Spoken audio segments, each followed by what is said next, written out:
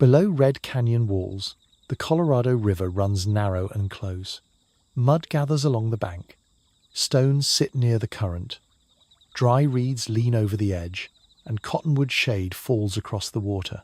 Far upstream, this river begins in the Rocky Mountains of Colorado, where snow and cold runoff gather into a young, sharper flow.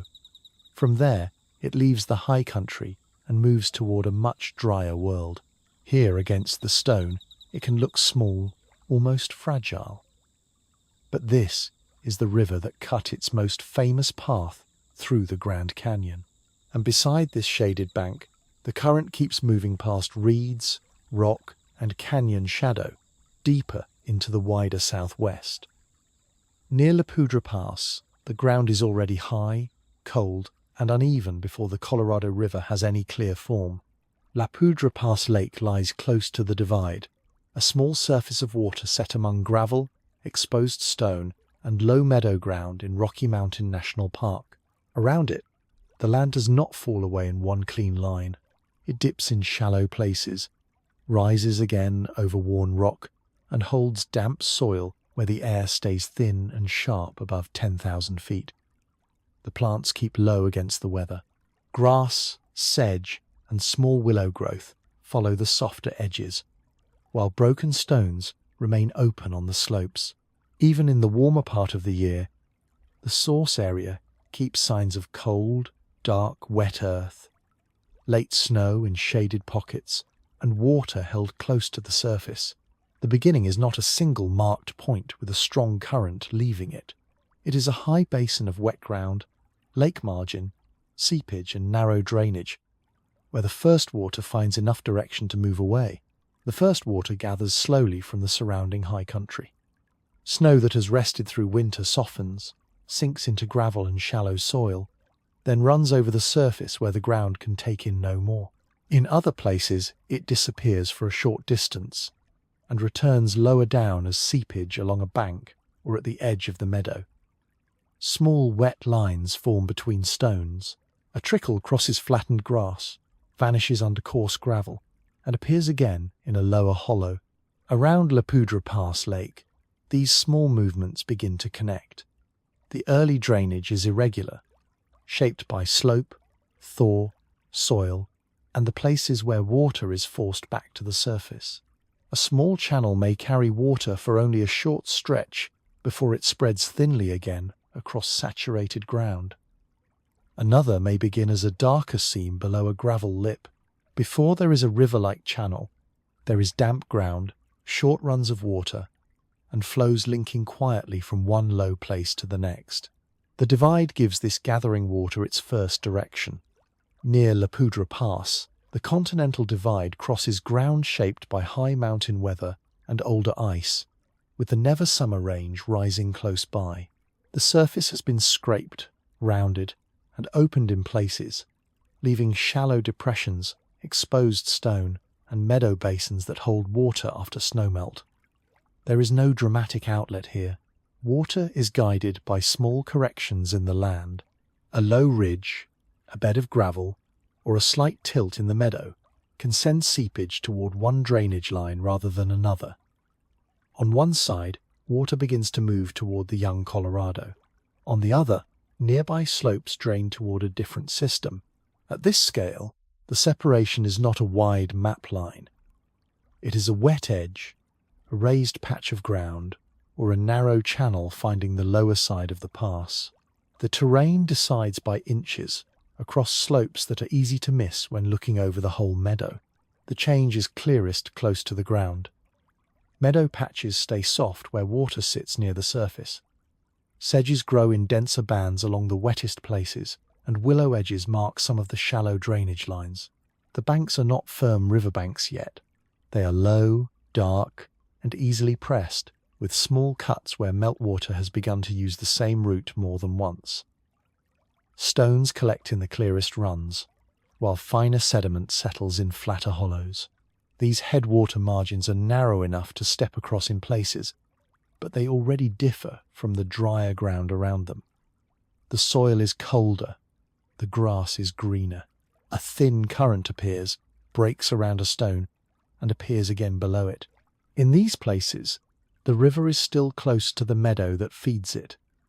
Its edge is soft, not fixed, and its course can be read in wet grass as much as in open water. From the wet meadow near La Poudre Pass Lake, the water begins to leave with more order. The separate damp lines draw together, and the trickles become a narrow thread that can be followed by eye. It bends around stone, crosses gravel, and slips through grass before taking a clearer descent away from the pass. There is still little width, little force, and no broad river shape. The current is shallow, close to the ground, and easily broken by stones or roots, but gravity has begun to organize it. What was seepage and patchy surface water now holds a steady direction. The young channel leads out of the headwater ground, carrying cold water from the pass into a more continuous line. Behind it, the meadow still holds the scattered signs of its beginning: damp grass, dark cuts in the soil, and small flows entering from the side. From here, the Colorado is no longer only wet meadow and connected trickles. It has begun to make a course, and the next stretch follows that first young stream through the mountain landscape. Below the wet headwater ground, the first loose threads of water gather into a channel that can be followed by eye. The flow is still shallow, but it no longer lies scattered across the meadow in the same broken pattern. It runs through a narrow gravel bed, between exposed stones and damp banks where thin grasses lean toward the edge. Small side trickles enter from softer ground and add a little more water to the same line.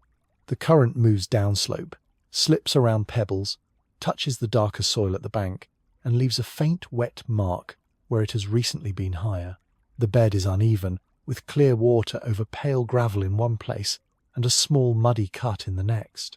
In places, a thin film of water crosses the stones before joining the main thread, leaving the gravel dark for a short distance below it. The first course is not wide or forceful, but it is continuous enough for water to use the same path again and again. Gravity now gives the water its order. Each small flow follows the lowest available line, and when several lines meet, the water gains enough steadiness to keep a bed open. A shallow groove in the soil becomes easier for the next trickle to enter. Loose gravel lets water sink and slow, while firmer ground keeps it moving on the surface.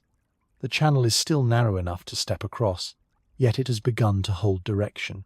Water arriving from the sides no longer spreads across every low patch. It is drawn into the same slight descent, then carried forward with the rest of the flow. Where the slope steepens, the current cuts more cleanly. Where the ground flattens, it spreads thinly, drops fine sediment, and gathers again at the lower edge. Beyond the wet meadow, the water now has a bed, a direction, and movement that carries it past one patch of ground into the next. The first bed is shaped as much by resistance as by flow. Softer soil gives way first, especially along the outside of small bends where the current presses against the edge. Loose grains of sand and fine gravel are lifted, shifted a short distance, and set down where the water loses speed. Larger stones remain in place and split the current around them, leaving a faster tongue of water on one side and a small eddy behind. A piece of harder rock can hold the bank for a time, forcing the channel to curve rather than cut straight through. The young stream begins to sort its bed in these small ways. Coarser gravel stays where the current is a little stronger. Finer material settles in shallow pockets near the margin. After each small drop, the water spreads briefly, then tightens again between stones. The bends are slight, but the course is no longer only water passing over land. It is water beginning to change the ground it follows. Along the immediate banks, the forming channel makes a narrow corridor different from the ground around it. The wettest edges hold darker soil, and rooted grasses bind some of the softer places where the current might pull more material away. In small undercut spots, the bank overhangs the water by only a few centimeters, with roots exposed at the edge. Where the current slows after a bend, a low gravel bar begins to appear, no more than a raised strip of pale stones just above the shallow flow. Willows and low plants mark the dampest line, following the channel more closely than the drier meadow surface behind them. The corridor is still fragile. A strong melt period can widen a cut, move the gravel, or shift a small bar downstream. Afterward, the water settles back into the line it has already begun to make. Repeated use of the same bed leaves a visible border between the water's path and the surrounding ground. Inside that first organized bed, the water keeps gathering its small load. Fine sediment moves in faint, cloudy pulses near the bottom. Tiny stones roll for a moment, stop against larger gravel, then move again when the current touches them from a different angle. The channel bends around a resistant stone, narrows through a shallow cut, and opens again where the bank lowers. It is still a young mountain stream, close to its source and easy to cross, but its line is now clearer than the wet ground behind it. The flow is continuous enough to carry material away from the pass and into the next slope of the upper country. Behind it, the meadow remains softer and wetter, marked by side trickles, shallow cuts, and small darker seams entering from the edges. Ahead, the channel will meet steeper ground, colder shade, and the first longer runs through the mountain landscape, where the river's early course becomes easier to read in stone, bank, and current. Along the high headwater ground, a faint route crosses near wet meadow and stone. The young channel is still small enough to disappear among grasses, but its line can be followed where clear water moves through a shallow cut. Cold soil darkens the banks. Low plants hold close to the ground, and exposed rock breaks through the slope above the pass. The air carries the altitude plainly, with short growing seasons and weather that can close a route in little time. A change in cloud or snow melt can alter the ground underfoot. This mountain setting was never empty. Around the source country now within Rocky Mountain National Park, paths, passes, hunting areas, plant grounds, and named features made the high country a lived landscape. The water sits inside that use. It runs beside routes people could follow, near meadows where animals moved, and below slopes where weather decided when travel was safe. For Ute people, the mountains of Colorado were familiar ground, used through seasonal movement and knowledge carried across generations. Arapaho and Cheyenne people also have documented connections to the park region and the surrounding high country. Their presence did not rest on one point at the water's beginning. It followed passes, sheltered valleys, mountain parks, and places where plants and animals could be found in season. Here, water belonged to the working knowledge of the land.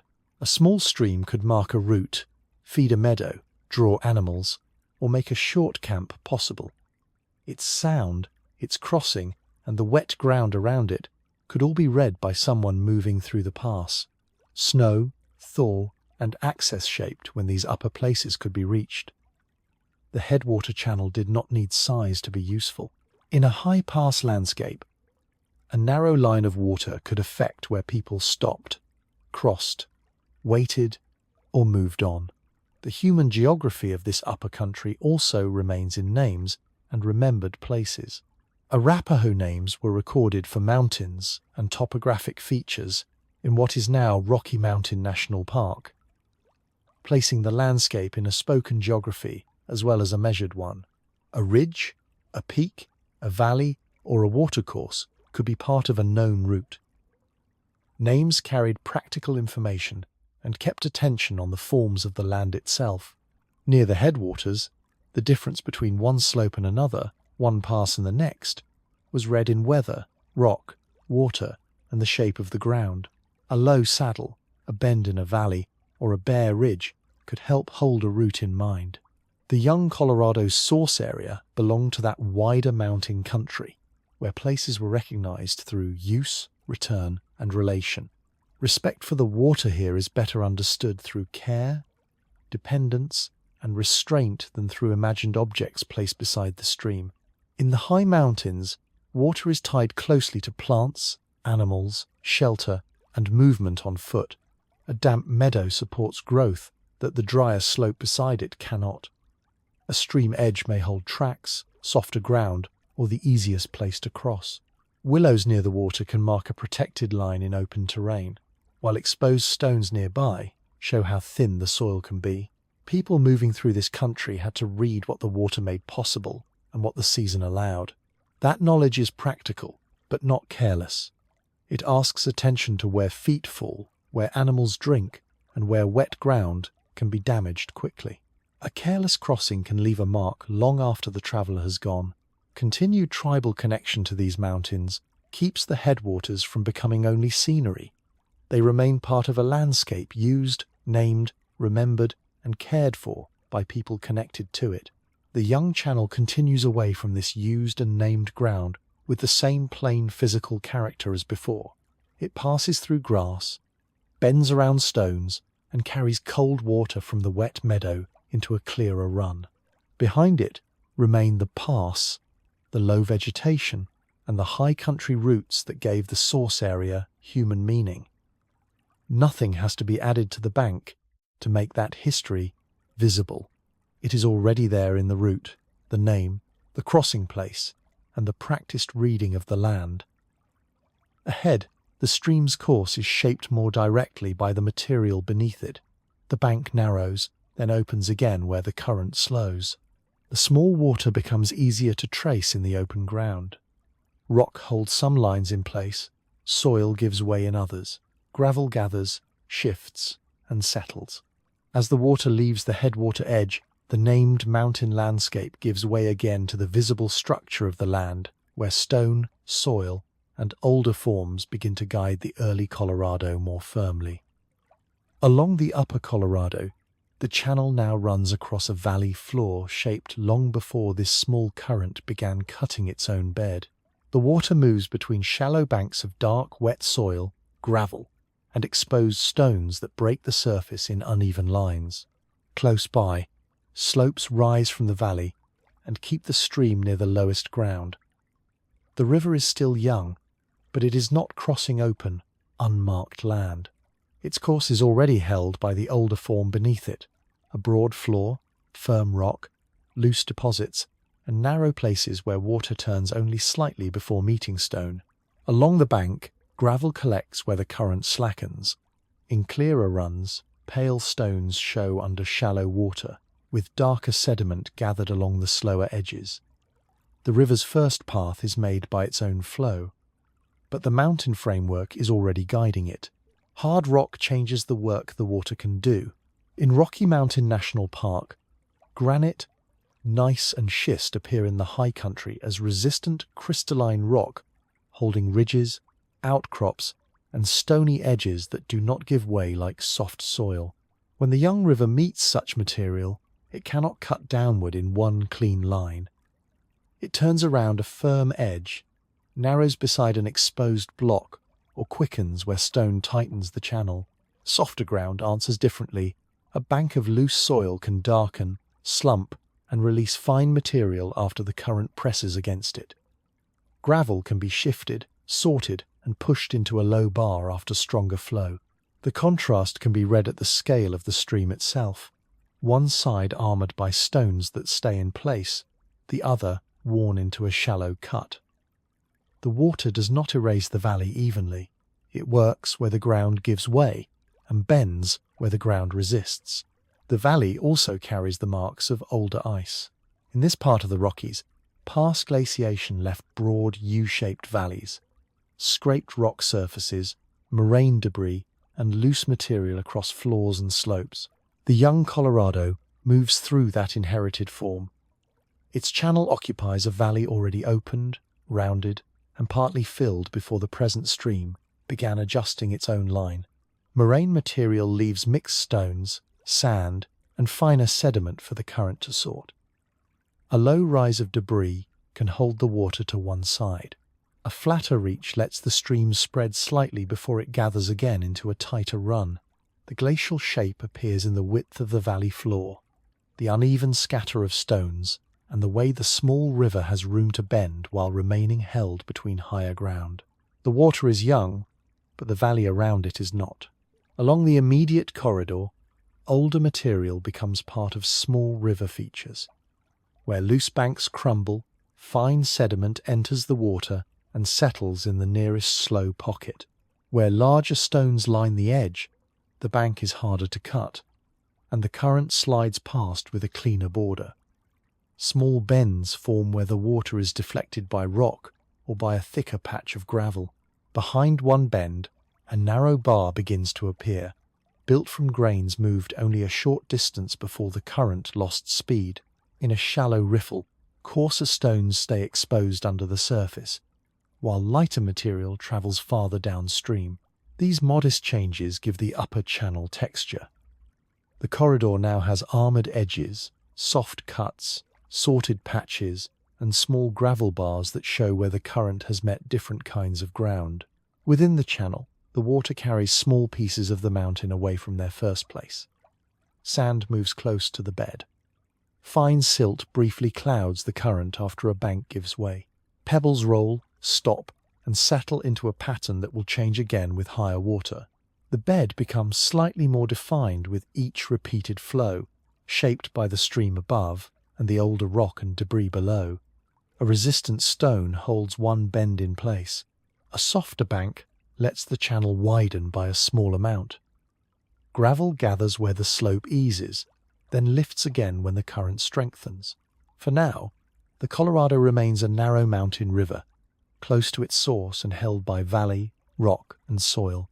Soon, the same channel will begin to change with the seasons, swelling with snowmelt, shrinking in colder months, and showing how strongly weather controls the river's first flow. Along the young Colorado, the season can be read on the stones before it can be heard in the current.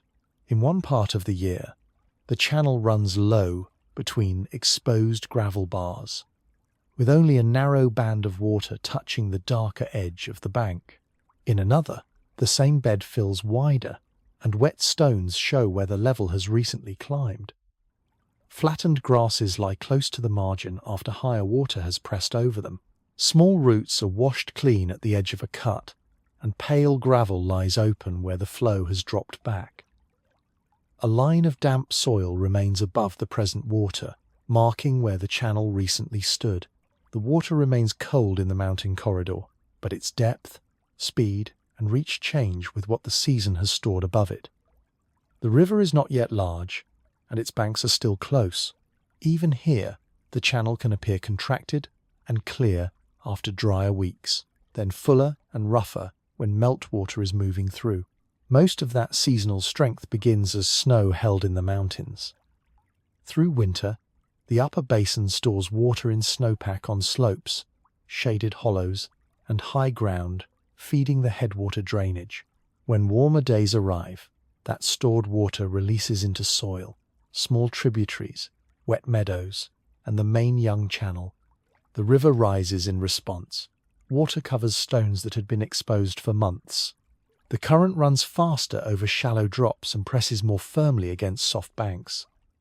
Colder meltwater enters the channel, and the bed begins to move more material. Fine sediment can cloud the lower part of the flow after a bank loosens, while small gravel shifts from one shallow pocket to another. The wetted edge widens, reaching grasses and willow roots that were dry earlier in the season.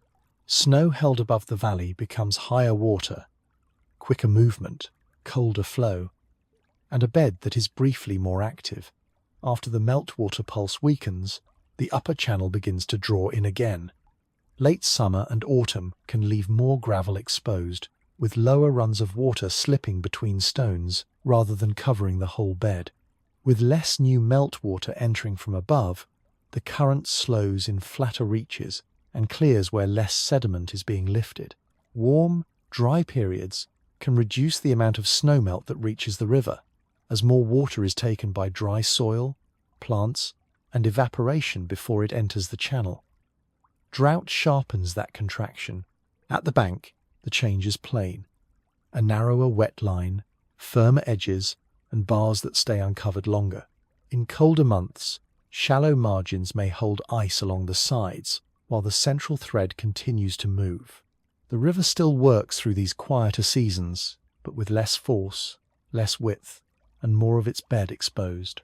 The margins respond in small, practical ways.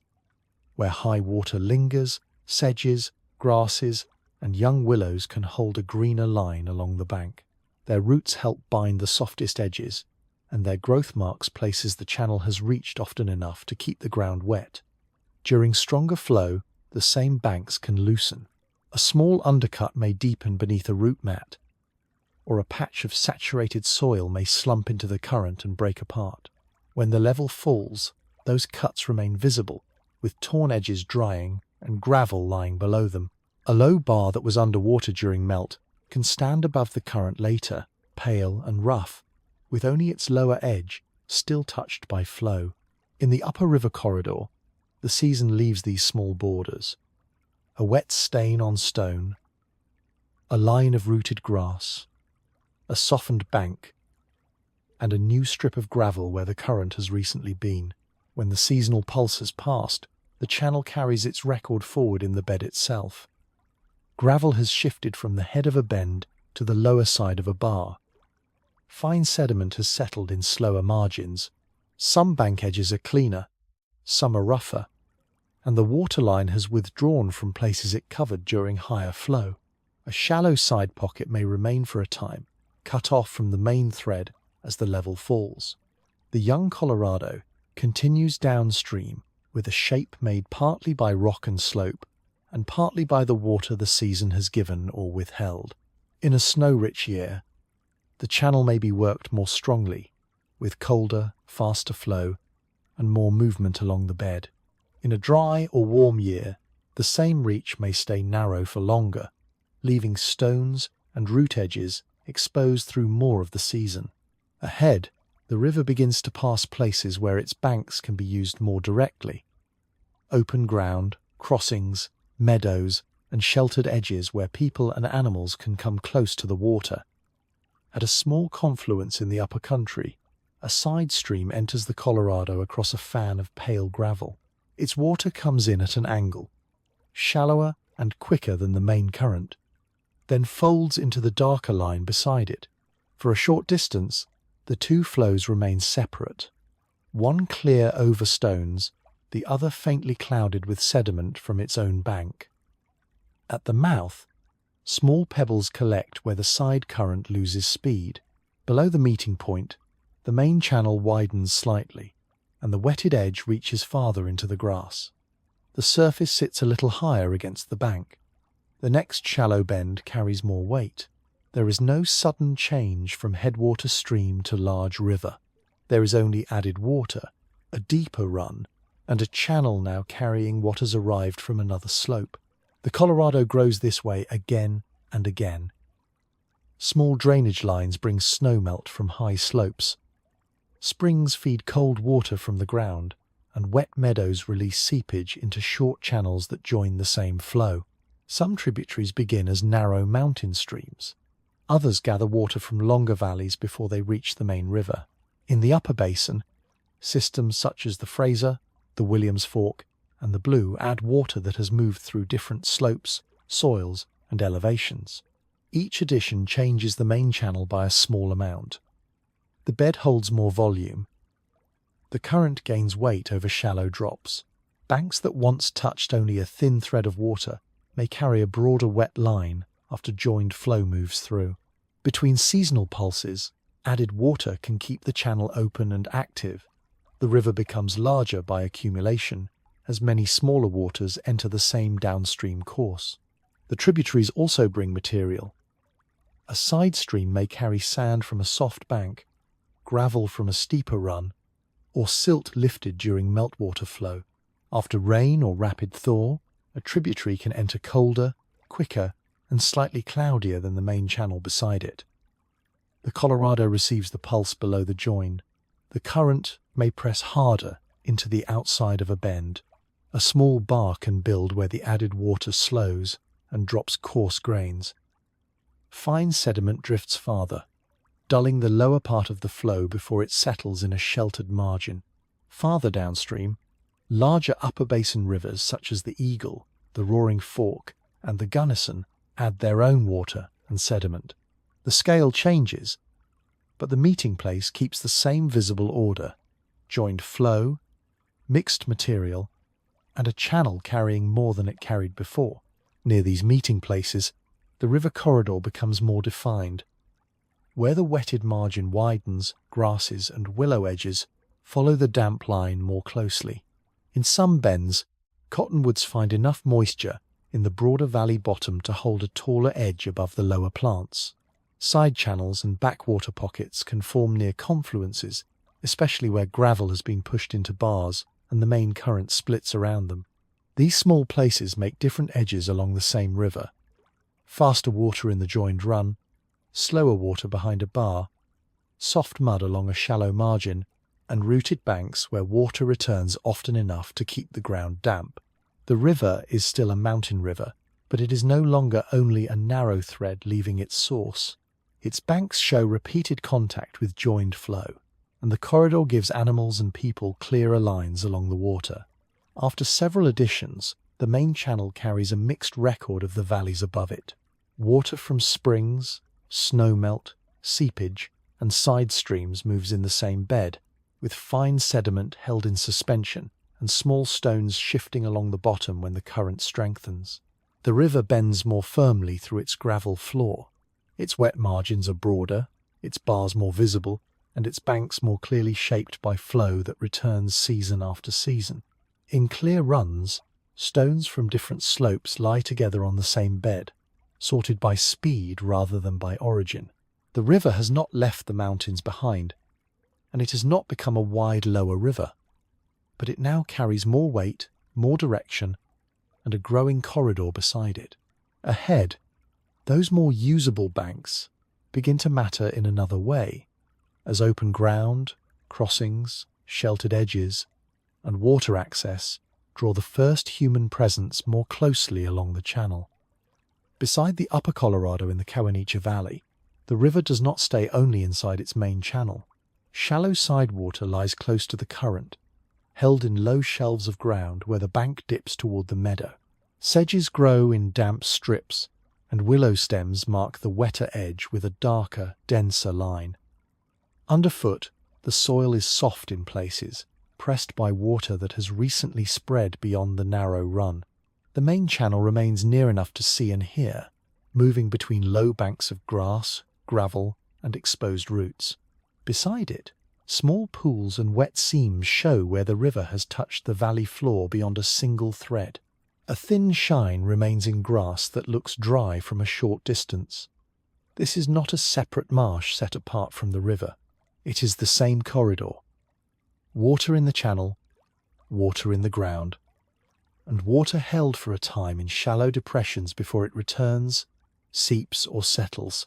When seasonal runoff lifts the river, the first places to receive it are the low margins.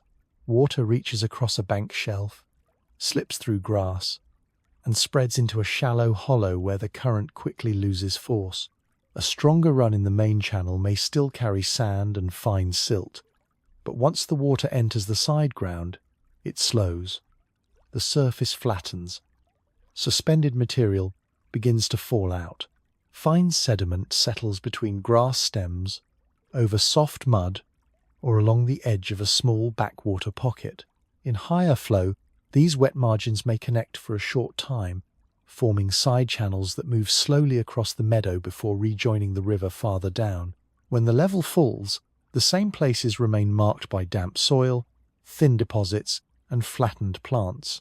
The valley floor has taken part in the river's work, spreading water, reducing speed, and leaving material where the current can no longer carry it. The wet meadow does not depend on one flood alone. In the headwaters, water tables can sit close to the surface, especially where the valley floor is broad and the channel has room to reach its edges. Willow growth helps hold some of that wet ground together, and sedges cover low places where water lingers after the main flow has drawn back. In beaver-influenced areas, small dams and channels can slow moving water and keep moisture across the valley floor for longer. The effect is visible in the ground itself. Shallow pools beside willow thickets, wet runs across grass, soft banks near old side channels, and patches where water is held instead of being carried away at once. The main current may be only a few steps away, but the wet surface beside it is doing different work. These features do not replace the main river. They extend it into the meadow, storing water for a time and making the corridor less like a single cut line than a connected wet surface around the channel. Along these edges, the river supports a different kind of bank life from the drier slope beyond the meadow. Willows grow thickest where their roots can reach reliable moisture.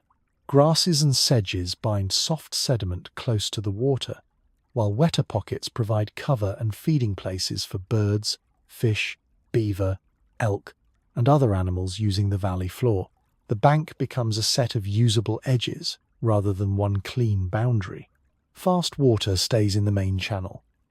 Slower side water gives fine sediment a place to settle and lets clearer water return to the moving current. A muddy margin can hold tracks. A shallow side pool can shelter small fish from the stronger run.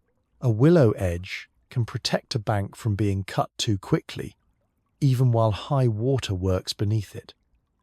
The wetland corridor keeps sorting water, holding ground, and shaping the border between channel and meadow. As the main current leaves the wet edge, it carries the influence of that side water with it. Some fine sediment has been left behind in the meadow, pressed into low ground or caught among roots. Some water has slowed, seeped into the bank, or returned to the river through a small run at the lower end of a side channel. The main flow continues with clearer margins in places, while gravel and small deposits mark where higher water recently spread. The upper Colorado still moves as a mountain river, but here its work is wider than the line of current alone. It has shaped wet meadow, soft bank, willow edge, and shallow side water before drawing back into one channel. Downstream, those usable edges become easier to approach. Open banks, crossings, paths, and sheltered river margins begin to bring people closer to the water, not as an idea on a map, but as a physical place to move beside, cross, and use.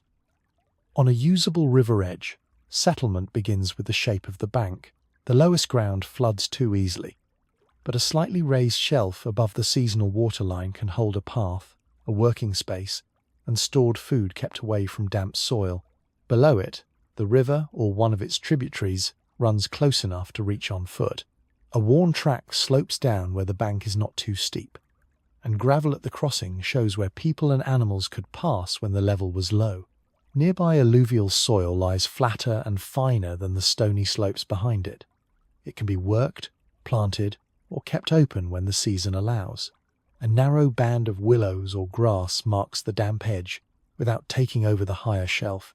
This kind of place is useful in the plainest way, high enough above the wettest ground, close enough to water, and open enough for repeated daily work. Water shaped those choices before any settlement became permanent. A bank with reliable access meant water for drinking, cooking, washing, and processing food. It gave a place where hides, tools, baskets, or gathered plants could be rinsed without carrying water far uphill. It also kept people near animals, because deer, elk, smaller game, and later domestic stock in some areas moved toward water and the plants along it. The river edge offered willow, grass, shade, and a route through country that could be harder away from the valley floor. But settlement was not placed beside any water simply because water was there. The bank had to be workable. Too low, and seasonal flooding could damage stores and living space.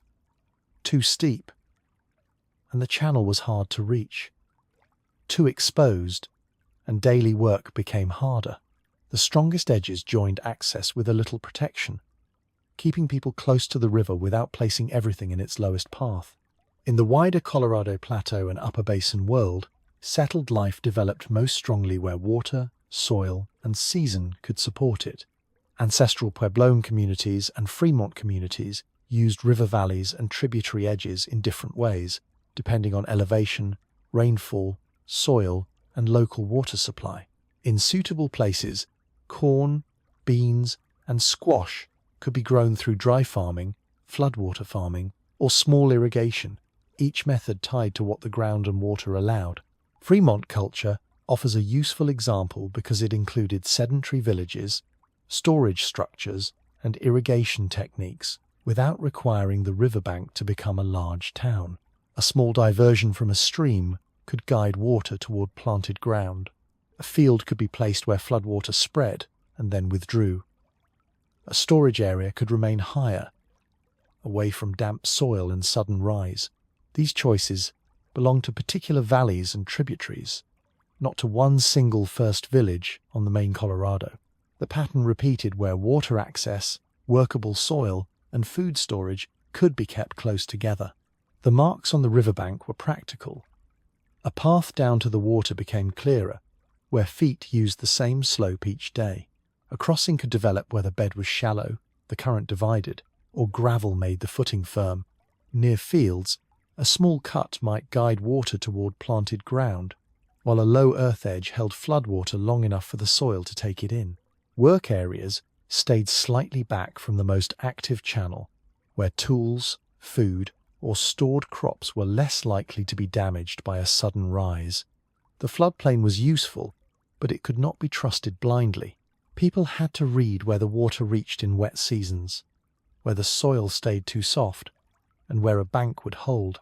Farming and access left the clearest signs: cleared ground, repeated trails, shallow water control, and fields placed on usable flats rather than directly in the river's lowest path. Past these used edges, the river continued with the same physical movement it had before, but the bank now carried signs of daily life. Water passed a crossing, touched the lower gravel, and moved beside ground chosen for work, storage, or planting. Some sediment settled near a field edge. Some bank paths hardened under repeated use. A small channel cut for water might dry after the season changed, leaving a faint line in the soil until the next flow. A raised shelf could keep its worn surface while the lower margin softened again. The river did not need to be large for its edge to matter. It needed to be reachable, reliable enough, and close to land that could support people for more than a passing stop. Downstream and along its tributaries, these settled edges begin to widen into a broader human landscape. Older paths, work areas, crossings, and repeated traces of use following the river corridor beyond a single village place. At a used edge of the Colorado, the first sign is not a building or a formal place. It may be a worn descent in the bank, where packed ground leads from a sheltered alcove toward the water. Above the reach of ordinary floods, stones darkened by old fire sit near a level patch of soil. Small flakes from worked stone lie among gravel and dust, left where tools were made or repaired close to the river.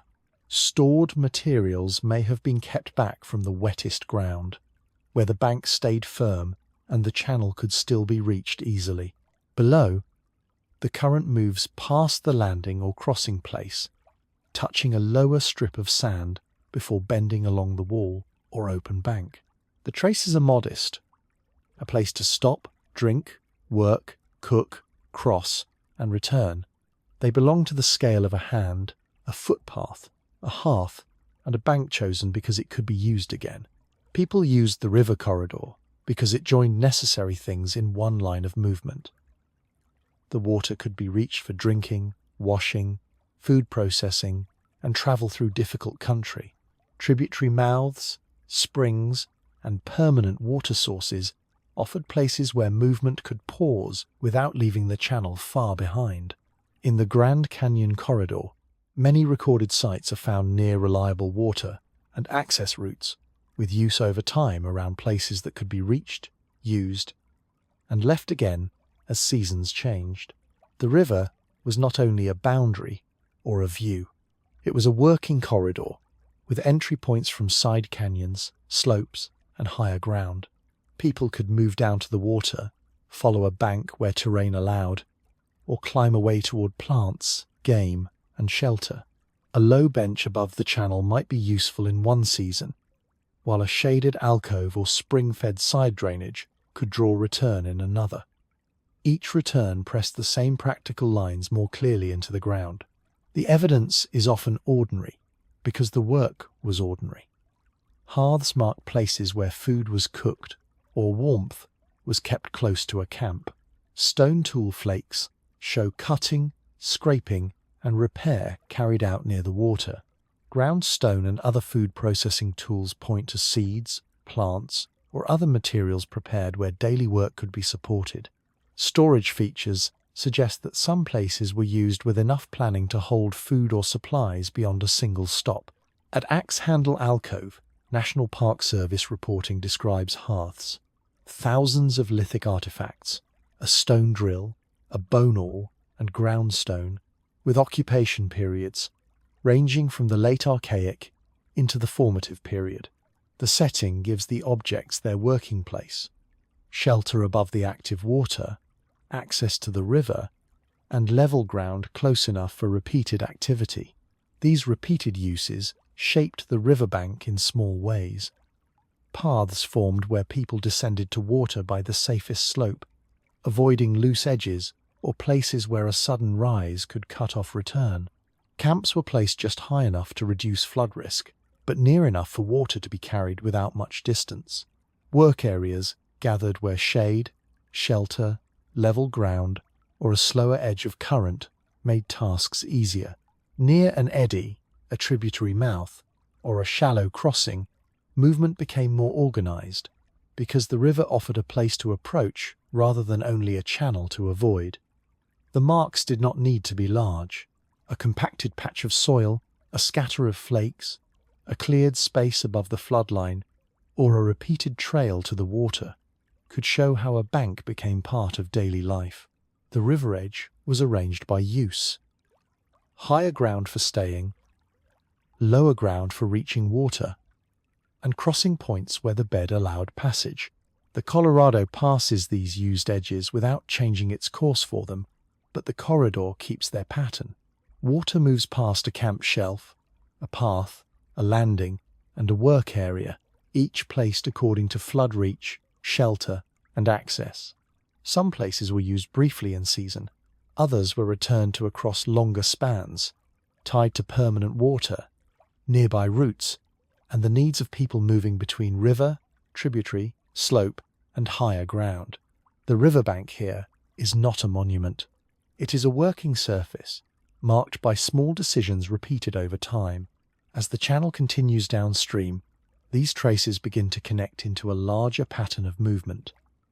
Routes along the water, crossings from one side to the other, and the first organized ways people used the river corridor to pass through the landscape.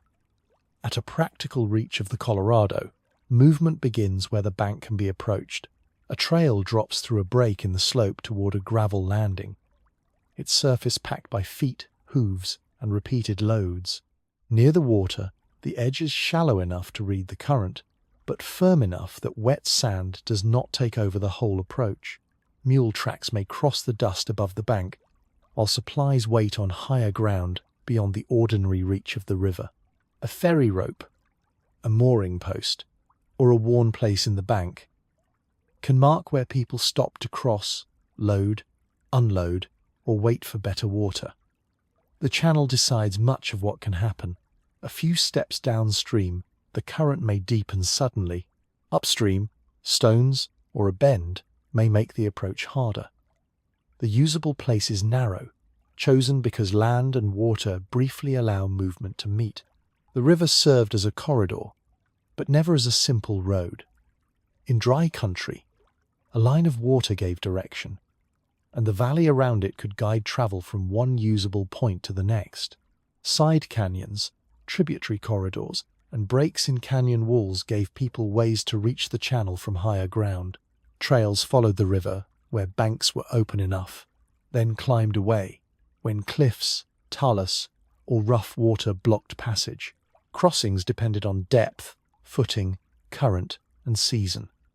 A place that worked at low water could become unsafe when snowmelt or floodwater raised the channel. Goods moved in the same uneven pattern. Some loads could travel by boat where the water was deep and steady enough.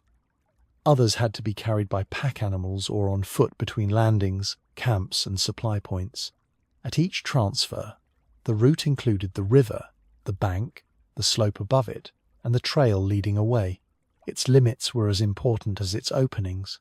In the lower river, steamboats carried freight and passengers for a period from 1852 to 1909, linking delta settlements, ports, mines, and supply points where the channel could be worked. Even there, pilots had to read sandbars, low water, shifting channels, and flood conditions.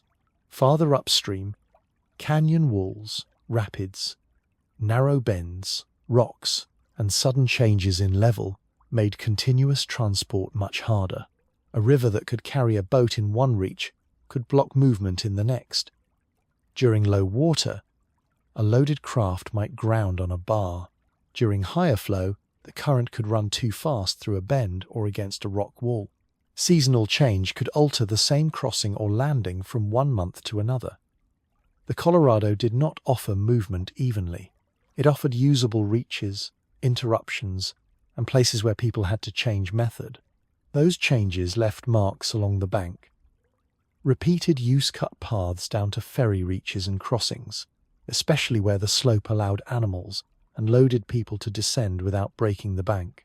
Small work edges formed just above the water, where cargo could be set down before being moved to a boat, a ferry, a wagon, or a pack train. At some places, people waited for the river to fall, rise, or settle enough to cross. At others, a landing was used because an eddy or slower margin made it possible to hold a boat without fighting the full current. Supply stops gathered around these practical advantages rather than around the view. A shelf of firmer ground, a protected bend, a nearby spring or tributary mouth, and a trail out of the river corridor could make one bank more useful than another. The edge took shape in parts: approach path, waiting place, landing ground, transfer space, and route away. Past the landing, the river keeps moving, carrying the same uneven promise downstream. Behind it remain tracks in dust, a worn slope to the water, a place where cargo changed hands, and perhaps a ferry reach remembered because the current could be crossed there more often than elsewhere. Movement along the Colorado was made from these points, not from a smooth line drawn beside the channel. People followed the river, left it, returned to it, crossed it, waited beside it, and used it where the physical conditions allowed. The bank became a series of repeated decisions: where to descend, where to tie off, where to unload, where to risk the crossing. Ahead, those decisions begin to harden into more fixed forms as ferries, bridges, landings, and riverworks try to make movement across the Colorado less dependent on the changing water. At Yuma Crossing, the lower Colorado is held more closely by its banks than in the open floodplain nearby. Granite outcrops press toward the channel, and the water, though still changeable, gathers into a reach where wagons, animals, and ferry ropes could be managed. A worn road descends toward the landing, its ruts turning through sand, gravel, and packed clay before they meet the river. Above it, higher ground gives a clear view over the current and over the people waiting at the edge. Buildings stand near enough to watch the approach, but far enough back to avoid ordinary wet ground. The crossing is not marked by grandeur. It is marked by usable earth, a firm place for wheels, a steadier reach of water, a rope ferry drawn across the channel, and a narrow point where movement between desert banks could be made to stop. Control here began with the simple fact that not every part of the river could be crossed. A traveller could follow the bank for miles and still be forced back toward the same workable place. Wagons came down in lines, animals were watered and held, freight waited until the ferry could take it across. The landing turned delay into routine. One load at the edge, another held above the bank, another still coming down the road. Whoever managed the landing could decide the order of passage, the price of a crossing, and the hours when movement continued. Goods passed as sacks, barrels, harness, wheels, and tired teams standing in dust above the water. People moving between California, Arizona, and the interior did not spread evenly along the river. They narrowed toward the landing, where current, bank, and road gave authority a physical place to stand. The military layer made that control more visible. Fort Yuma stood above the crossing, placed to look down toward the river and the traffic below it. From that height, the crossing could be watched before a wagon reached the ferry and after it climbed away from the opposite bank. On the Arizona side, the quartermaster depot turned the riverfront into a working storehouse for the Southwest. Steamboats coming up from the Gulf of California reached the landing with freight for inland posts. The cargo was flour, clothing, ammunition, tools, and feed, held in warehouses until mule teams carried it outward through dry country. Men loaded and counted. Animals were hitched and rested. Crates moved from boat to storehouse, then from storehouse to wagon. The river served as one leg of a longer supply route, and the depot kept that route visible in walls, ramps, roofs, and repeated freight movement. Around the crossing, the town took shape from the traffic drawn to the water. Streets formed near the approaches because travelers, soldiers, traders, and teamsters needed places to stop before or after the crossing. A main street could face the rhythm of ferry landings, supply yards, offices, and storage buildings. Shops, lodging rooms, corrals, and repair yards belonged near the route because broken harness, tired animals, and delayed cargo were part of crossing work. Later, the rail connection fixed the crossing in another form, replacing some of the ferry's uncertainty with iron, timber, and a bridge approach aimed at the same narrow part of the river. Customs and administrative work also stayed close to moving people and goods, where records, payments, and permissions could follow road and rail. Yuma grew around the points where passage could be watched, charged, supplied, and repeated. Near the old crossing, the river edge still brings these layers close together. A depot wall above the bank, a bridge line over the channel, or a road bending toward the water can show how movement was gathered at one practical place. The Colorado below may look like ordinary current passing between cut banks, but the shore around it has been arranged by decisions about access. A ferry line, then a depot, then a rail approach. Each used the same condition in the landscape. The river could block movement almost everywhere, and permit it here. Even when the ferry is gone, the shape of control remains in the fixed approach, the raised ground and the buildings set back from flood and mud. Downstream and upstream, the same wish to hold the river would take heavier forms. Banks would be cut and reinforced, water would be diverted, and the work of controlling passage would lead toward the larger work of controlling the channel itself. At a ferry landing on the Colorado, the work begins at the edge of the bank. A road drops out of the dry ground and bends toward the water, its surface pressed by wheels, hooves, and later rubber tires.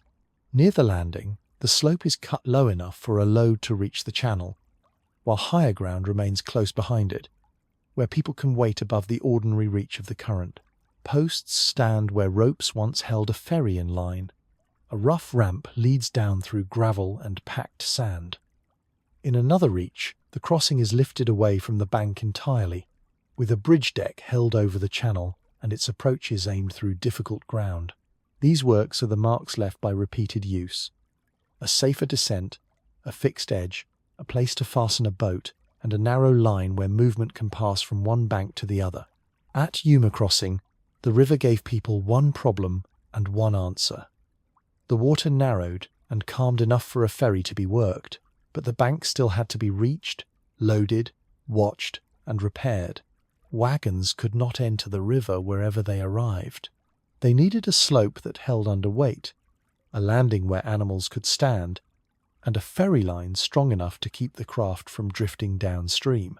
Far upstream, near Lee's Ferry, the same need appeared in a different landscape.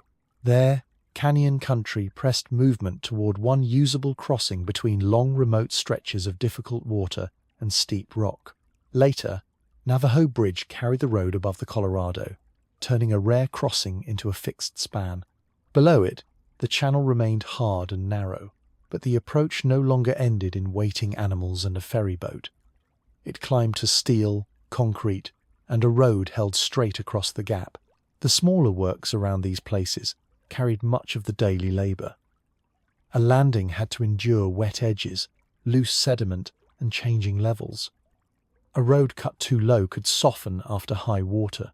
A road too high left cargo to be dragged down a steep bank, so the river edge was shaped in practical ways. Stones or concrete could hold the foot of a slope. A retaining wall could keep a road from sliding toward the channel. A ramp could bring supplies close enough to load without letting wagons sink into mud. Mooring points gave boats a fixed place to hold against the current. At Yuma, later riverfront works added managed edges, where paths, reinforced banks, and restored ground kept the town connected to the water without treating the bank as open floodplain. The useful parts were often plain: a squared wall, a graded descent, a hardened corner where wheels turned, or a higher strip where cargo could be set down. Where a crossing became reliable, daily life drew itself toward it. Roads approached from higher ground and narrowed as they reached the landing or bridge. Repair work gathered nearby, because a damaged wheel, a tired team, or a broken harness could stop movement as surely as the river itself. Storage buildings and waiting areas belonged close to the route, not scattered far from the bank. At Yuma, the older ferry approach, depot ground, street pattern, and later rail and bridge connections all followed this arrangement. At Lee's Ferry, the landing and road tied remote travel to one difficult point on the water. The repeated approach shaped small routines, where animals were held, where freight was checked, where travellers waited, and where a road turned away from the river again. In both places, the Colorado did not need to be wide to shape movement. It only had to be difficult enough to cross that people returned to the few places prepared for the task. Under a bridge shadow, the Colorado can seem almost separate from the road above it. The water moves below, while the deck holds its level line across air and stone. At an old landing, the same relationship is lower and closer. A ramp enters the bank, a worn approach meets the gravel, and the waterline keeps shifting against the place built for it. These structures do not end the river's difficulty. They make one part of it usable for a time. A ferry line, a bridge pier, a reinforced bank, or a concrete edge each fixes a small agreement between water and movement. Beyond these local works, the same habit would grow larger. Banks would be held more firmly, flows would be redirected, and the effort to make crossings dependable would lead into wider attempts to regulate the Colorado itself. Beside the lower Colorado at Yuma, the working shore sits between the water and the depot yard above it. A shallow draft steamboat edges toward the landing, where planks reach from bank to boat and ropes hold against the current. Crates are stacked on dry ground above the damp line of mud. Wagon tracks cut through the dust between the river and the warehouse walls, and mule teams wait farther back from the soft edge. The bank is not arranged for viewing. It is arranged for lifting, sorting, tying, and moving. A worn approach leads down from the storehouses to the water, with enough slope for loaded men and animals to pass and enough height behind it to keep supplies above a rise in the river. At this edge, the Colorado becomes a place of work, one load at a time. Freight moved through the landing in measured stages. Goods came off the boat first, carried over planks or slid across the bank where the ground held firm. They were checked near the landing, then moved uphill toward cover, where flour, clothing, tools and military stores could stay dry until the next overland haul. At the quartermaster depot, storage shaped the work as much as arrival did. A boat could bring supplies up the river, but the shore had to hold them until wagons and mule teams were ready to leave. Some cargo waited in the open only long enough to be counted and shifted. Other loads stayed under warehouse roofs until a team was prepared. The routine was plain and exact. A rope tightened, a crate lifted, a wheel eased around a rut, a tarp pulled over supplies before dust or weather reached them. The river level could change the pace. If the water dropped, the approach grew longer and heavier. If it rose, the dry margin narrowed, and storage moved farther from the bank.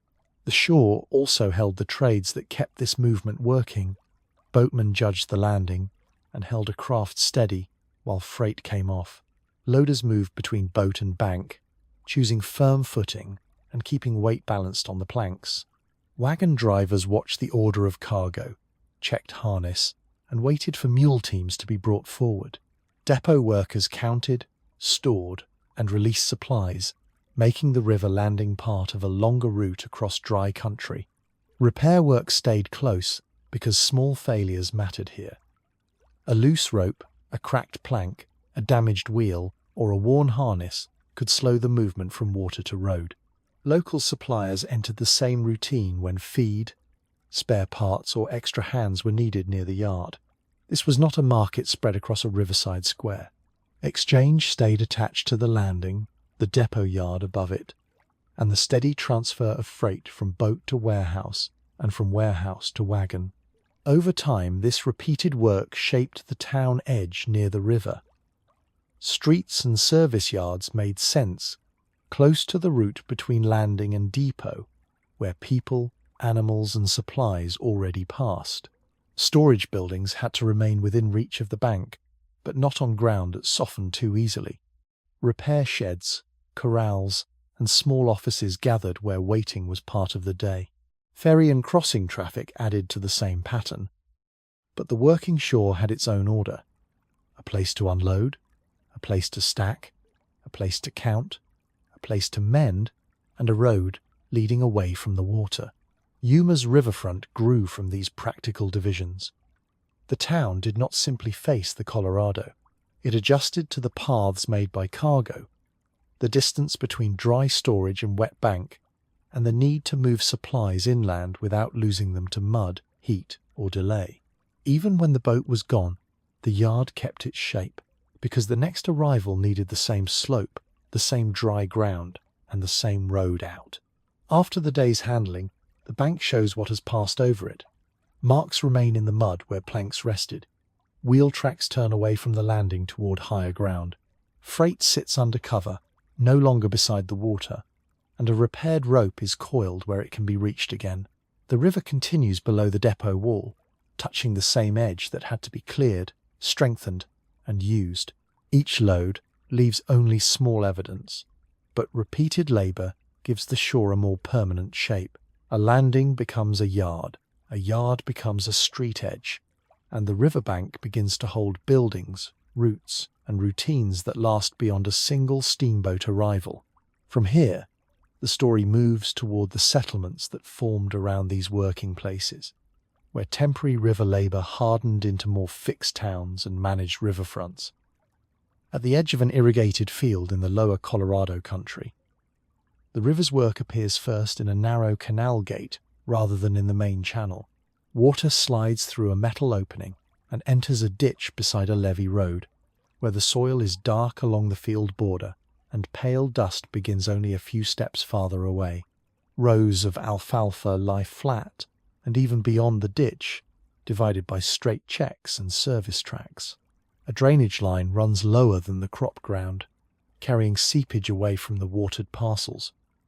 Behind the field, the land returns to dry brush, gravel, and sun-baked earth. At the gate, the river is no longer a broad visible channel, but a controlled flow entering a prepared edge. The green does not spread on its own. It follows cuts, gates, pumps, and leveled ground that bring Colorado River water from a managed edge into land prepared to receive it. The delivery begins before the field is reached. River water is diverted into a main canal, then divided again into smaller laterals that run beside roads and field margins.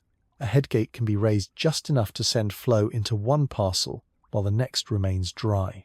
Workers check the depth along the ditch, watch the water enter a border, and adjust the opening when the sheet has moved far enough across the soil. Pumps lift water where gravity is not enough. Earthen banks keep it in course, and concrete drops slow it where the grade changes. In this dry setting, productive land depends on measured arrival. Too little water leaves a crop shallow-rooted and stressed. Too much water softens a track, floods a low corner, or sends excess into the drain before it has done useful work. Across the Colorado River system, agriculture uses about 70% of the river's developed water, and that large claim can be seen here in small motions. A gate rising, a ditch filling, a field taking water by turns. The soil carries another part of the work. Productive ground near the river has often been shaped by silt, floodplain deposits, field leveling, and years of managed moisture. Irrigation also brings risk into the same furrows. Water moving through cultivated soil can pick up dissolved salts. In a hot, dry climate, evaporation may leave salt marks at the surface, pale crusts along the edge of a ditch, or stressed patches where water has not drained cleanly away. A field has to be watered and emptied with equal care. Drains, tailwater ditches, and low channels lead excess water away from the crop rows, sometimes carrying salts back toward the wider river system. The productive surface depends on more than a canal full of water. It depends on a slope kept even, a drain kept open, and soil that can hold moisture long enough for growth without keeping it so long that roots and salts begin to work against the field. Daily work arranges itself around this managed water. A service road follows the canal because gates have to be reached and cleared. Hay cutting follows the timing of growth and drying. But the irrigation schedule sits beneath it, deciding when a field can take water and when equipment can cross firm ground. Livestock may be kept near watered pasture only where troughs, ditches, or pumps make that possible. Storage sheds stand back from the wettest margins, close enough for tools and pipe sections, but far enough from seepage and soft soil. The pattern is practical. Fields divided into straight borders, roads raised slightly above wet ground, gates placed where one person can open them, and drains set low enough to pull water away. The contrast with the dry land beyond the irrigated edge remains visible. But the work itself is not a single transformation. It is a schedule repeated through gates, checks, pumps, rows, and waiting ground. At the field margin, a head gate settles back into place, and the flow narrows inside the ditch. Water that had spread across the alfalfa now gathers in lower marks between rows, while a drain beside the parcel carries a smaller, clouded stream away. The levee road stands between farmland and the river's managed corridor, keeping vehicles above the wet ground and giving workers a line from one control point to the next. The field looks steady only because the water has been guided, slowed, divided, and removed in the right order. Along the Colorado, this productive land is not marked by one building or crossing, but by a whole margin shaped by delivery and return. From the ditch and the drained field, the next layer is already visible. Repeated diversions, reinforced banks, return flows, and controlled edges begin to change not only the land beside the river, but the condition of the river system itself. Beside a controlled reach of the lower Colorado, the river edge no longer has the uneven margin of a free bank. Slow water lies against a concrete face, and a canal intake draws part of the flow away through a gated opening. A maintenance road follows the levee, raised above wet ground and marked by gauges, metal railings, and service tracks. Below the gate, the channel is held in a straighter line than the old floodplain would have allowed. Above it, water may be backed into a reservoir or settling reach, broad and level against the engineered edge. A warning sign stands near the access road, and a measuring staff is fixed where workers can read the height of the water. The scene is practical. A spillway wall, a closed outlet, a sloped bank of stone or concrete, and a road built so crews can reach the structure when the river is high, low, or carrying debris. The old irregular bank is replaced by surfaces made to be inspected, opened, closed, and repaired. Reshaping the Colorado happened through connected pieces of control. A dam slowed the current and held water in storage. From that stored reach, a canal could carry part of the supply toward fields and towns, while a levee kept floodwater away from land, already divided into roads, houses, and crops. Gates measured flow before it entered a ditch or larger delivery channel. Drains returned water from irrigated ground. often lower and cloudier than when it first entered the field. Hydropower works use the drop between held water and released water, turning elevation into electricity before the flow moved on. None of these structures worked alone. Storage changed timing. Canals moved water away from the channel. Levees fixed the bank where people wanted the margin to stay in place. Together they changed the river from a shifting corridor into a managed system of held water, released water, and guided water. The control brought steadier supply, but it also changed the river's physical behavior. Water released from a dam may arrive at a different time than a natural flood, and a reservoir can hold back sediment that once moved downstream with the current. Banks below controlled reaches may receive less fresh sand and silt, while some side channels and wet margins become narrower or more isolated. Water temperature can also change when releases come from deeper storage rather than from a shallow, sun-warmed reach. Along the bank, those details become visible. Where floods no longer spread as often, new seedlings may not find the same disturbed ground. Where flows rise and fall by operation, the wet edge moves on another schedule. A sandbar may stay lower, a side pocket may dry sooner, and a young stand of plants may hold only where managed water still reaches it. The change is not contained inside the dam wall. It appears in the color of the water, the shape of a sandbar, the height of a bank, and the vegetation able to hold near the channel. After construction, the work continues in smaller forms. Crews clear debris from gates, inspect levee roads, repair concrete, and keep canal banks from leaking into surrounding ground. A pump station may need screens cleaned and motors checked before water can be lifted again. Near irrigated fields, drains carry excess water away, and salt can show as pale marks where moisture has risen and evaporated. Salinity has become a long-term management issue across the Colorado River Basin, with federal programs aimed at reducing the amount of salt carried in the river water. On the ground, that larger problem appears in narrow places: a field drain running back toward a canal, a crust along a ditch edge, or a monitoring point where water is sampled. Managed banks also change what remains of the river margin. A cleared strip may replace a dense, wet edge so machinery can pass. A reinforced slope may hold a road steady, but leave less room for shifting sediment, roots, and seasonal wet ground. At one closed gate, the scale of the system comes back down to a single moving line of water. The canal beyond it carries only a reduced flow, sliding along a concrete edge before turning toward fields and settlement. Beside it, the levee road follows the river at a careful distance, high enough for vehicles and firm enough for repeated inspection. Below the bank, the main channel continues under the pattern set by releases, diversions, and drains. Each structure answers a practical need, but together they leave a visible order across the valley: stored water, delivered water, protected ground, and return flow. The next view of the Colorado is not simply a river beside towns and fields. It is a managed landscape where reservoirs, banks, canals, drains, and remaining wet margins all carry the results of earlier control. On a lower reach of the Colorado, the channel can divide two different arrangements of land with only a narrow band of water between them. One bank rises into dry brush and a levee road. The other opens into irrigated fields cut by service tracks and straight ditch lines. A bridge crosses above the water, and road signs near its approaches name the jurisdictions on either side.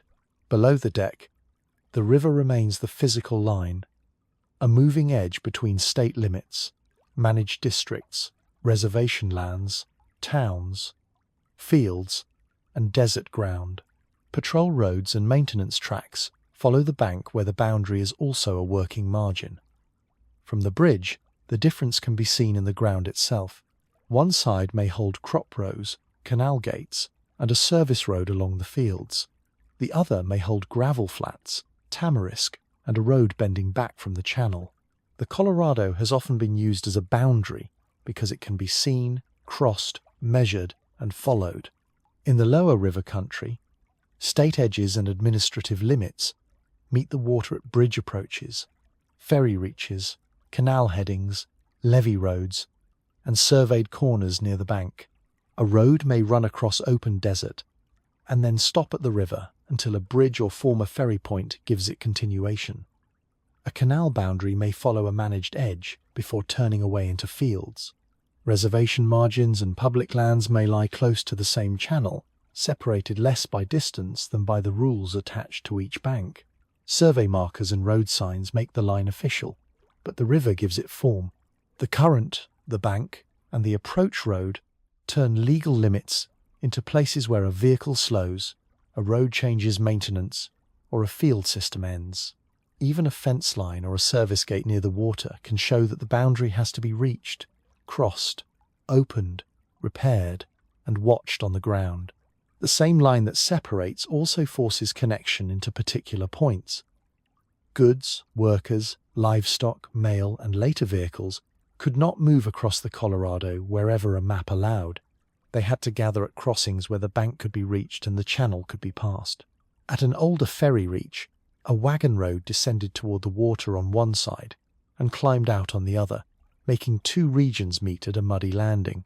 At a bridge, that meeting becomes higher and more fixed, with traffic lifted over the current and narrowed into a single deck. A farm vehicle, a supply truck, or a line of workers moving between river towns still follows the older pattern. Road, approach, crossing, and road again. The movement may be ordinary, but the river still sets its shape. Land divided by water connects only where the crossing has been prepared, and the prepared crossing becomes the place where both banks briefly share the same route.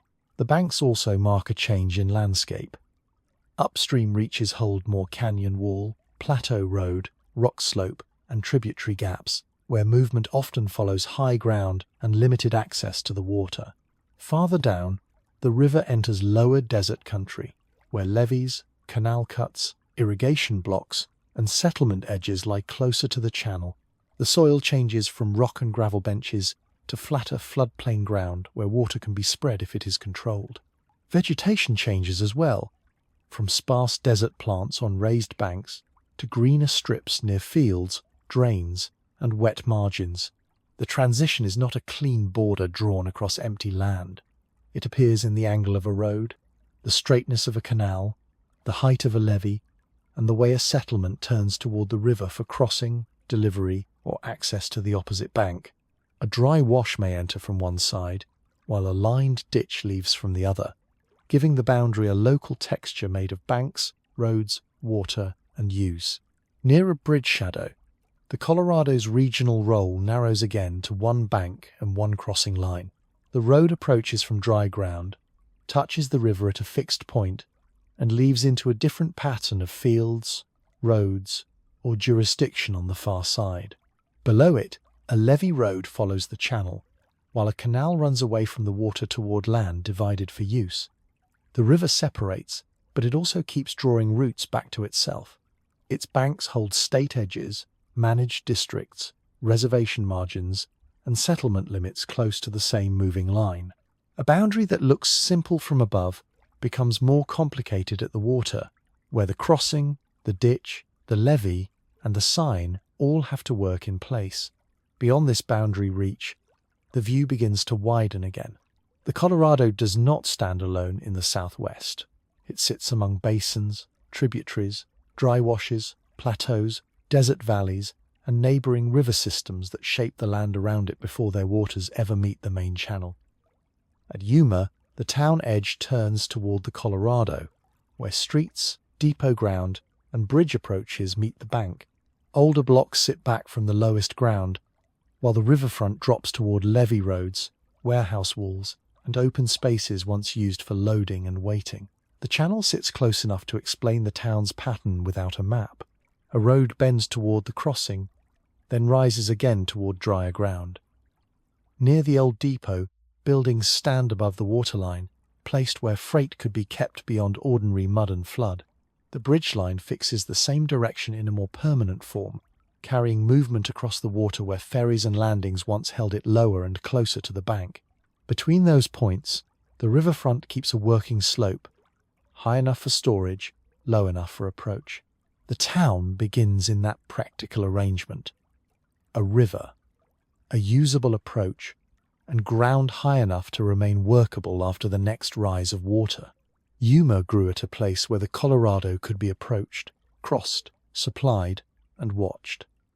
The river narrowed and calmed enough to make passage possible, but it still forced settlement to obey the bank. Buildings could not simply spread onto the wettest margin. Roads had to descend where the slope would hold, then climb back to ground that could carry wagons, animals, and later vehicles. A ferry reach, a rail approach, and a bridgehead each drew traffic to the same local problem. People and goods needed the river, but they also had to stay clear of its shifting edge. The town formed around access and restraint together.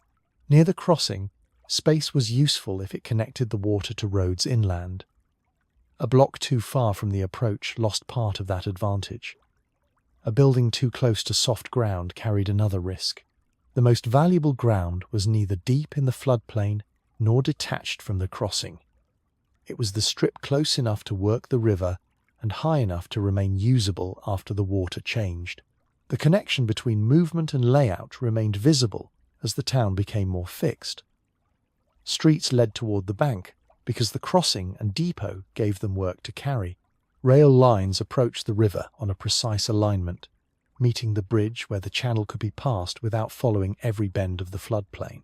Supply yards and storage buildings stood where freight could be moved between water, rail, and road without being carried across the town first. A warehouse wall near the riverfront was not only a building edge, it was part of the route from landing to inland delivery. Even after steamboat work faded, the older orientation remained in the ground plan. The city still carried traces of roads that had brought traffic toward the ferry, tracks that fixed movement at the bridge, and depot spaces shaped by the need to hold goods near the river, but above the wettest bank. Daily life near the river adjusted to those older working lines. Businesses gathered where travelers, drivers, soldiers, and later rail passengers had reason to stop. Repair work belonged close to the route because wheels, harness, wagons, and later vehicles all needed attention before movement continued across the water or away from it. Low areas required levees and managed banks before they could be used with confidence. On some riverfront edges, spaces that once handled freight and waiting traffic later became paths, parks, or restored margins. But their position still follows the same old pressure. They occupy ground where the town has always had to negotiate with the channel. Nearby irrigated land and service roads show another side of the arrangement. Town, field, road, and river set close together, each depending on water access and on protection from water at the wrong place or time. Beside a bridge shadow or an old depot wall, the relationship between town and river narrows to a single visible line.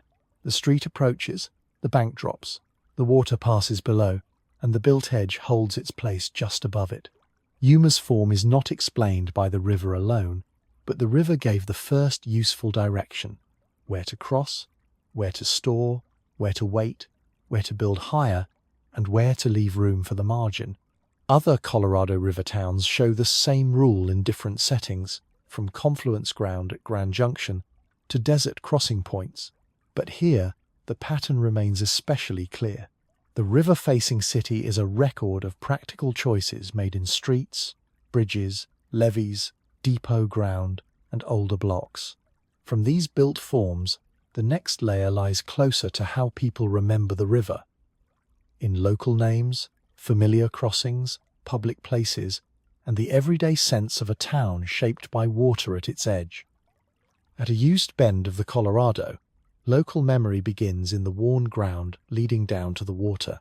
A narrow path cuts through sand and brush toward a boat ramp, where tires have pressed the bank smooth and ropes have rubbed dark marks into posts.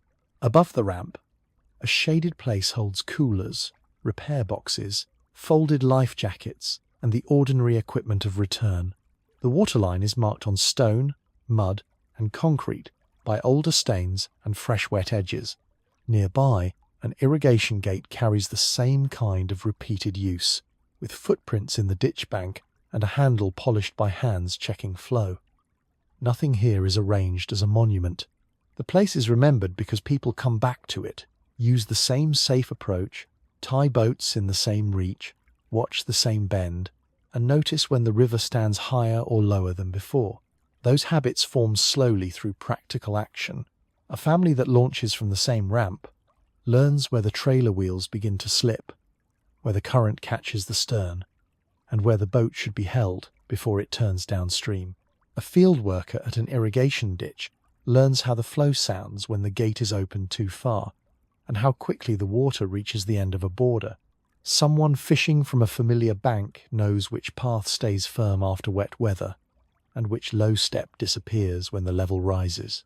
Campers on a canyon beach choose tent ground above the damp sand, pull boats beyond the night's reach, and place gear where wind and water will not move it.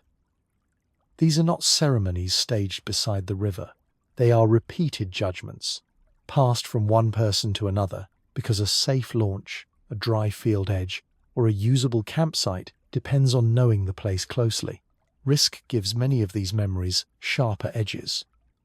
A high water year may be remembered by the mark it left on a wall, or by the day a low ramp vanished under brown water. A dry year may remain as a longer walk through mud to reach a boat, or as a canal running shallow before every field had taken its turn. Along controlled reaches, people also learn the timing of releases, closures, and changing access. A beach that was broad one season may be narrow another. A crossing place that once worked for a small boat may become difficult after a channel shifts or a bank cuts away. Floods, low water, and sudden changes in current are remembered through practical consequences. A road washed out, a pump left above the water, a fence line repaired, a return route avoided. The river enters local memory as a condition people have had to plan around, check against, and read each time they return. For indigenous communities and long-settled river towns, attachment to the Colorado is also held in named places, known routes, and repeated presence. The strongest details remain close to land and water. A bend used for crossing, a bank associated with gathering, a field edge dependent on delivered water, or a canyon route known through travel and return. In many places, knowledge of the river has been carried through families and communities in careful, specific ways. When to approach, where to avoid soft ground, how water changes after weather or release, and which places should be treated with respect because they belong to a longer relationship with the river. Local memory can also sit in public places near town riverfronts, where people walk levee paths, point out old high water marks, or use names that preserve earlier landings and crossings. It remains strongest when it stays tied to a real bank, a route, a field, or a bend that people still recognize. At the end of the day, a boat pulled above the bank can hold the pattern in a simple form. Its rope is tied to a post worn by years of use, and the path behind it leads back to the same road that brought people to the water. A little farther away, an irrigation gate is checked before evening, then left partly closed as the ditch narrows to a smaller flow. On a wall near the riverfront, a faint high-water line remains from an older rise. A repaired plank rests beside the ramp, kept because the next launch may need the same support. These small marks guide the next return as much as they record the last one. They show how memory is built through return, warning, repair, and naming, not through display. The Colorado is remembered by people who have had to read it closely. Workers, families, boaters, farmers, communities, and guides moving through real places on its banks. From this shared knowledge, the next step turns toward individual lives, to the people whose work, writing, exploration, management, or local presence became closely attached to the river itself. At a gauging station beside the Colorado, attention to the river is fixed in metal, concrete, and marked height. A staff gauge stands near the waterline, its numbered marks facing the channel. Above the bank, a small instrument box is bolted where floodwater is less likely to reach it, and a path has been worn by people returning to read, repair, and record. Farther upstream, a survey point may be set into rock above a canyon reach, with the water below held in view from a stable place. On a table, the same work appears in another form. A field notebook opened beside a drawn channel, a pencil line following bends, cliffs, tributary mouths, and reaches where depth, speed, or danger had to be noted. A person's mark begins here, not as a monument, but as a reading point, a line, a number, or a page that lets the river be checked again. John Wesley Powell's work belongs to that kind of record. In the canyon country, the river was not handled as a distant feature on a blank map. It had to be observed from within its walls, from boats, camps, side canyons, and difficult landings where rock, current, and distance pressed close together. Notes from those expeditions turned moving water and canyon passage into measured description. Bends fixed in sequence, walls drawn into relation, rapids named or recorded, tributaries placed where they entered the main channel. Powell did not make the river simple. His record gave later readers a canyon made of reaches, landings, walls, dangers, and named points rather than an empty gap. The tools were plain: notebooks, instruments, sketches, repeated bearings, and the discipline of returning each day's movement to paper before the next reach of water began. Later, other traces came from people who divided and controlled the river through documents and structures.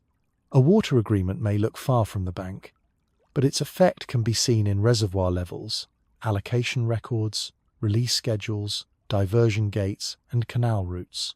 Engineers translated planned storage into dam walls, spillways, control rooms, tunnels, and powerhouses where water could be held, released, lifted, or sent away from the main channel.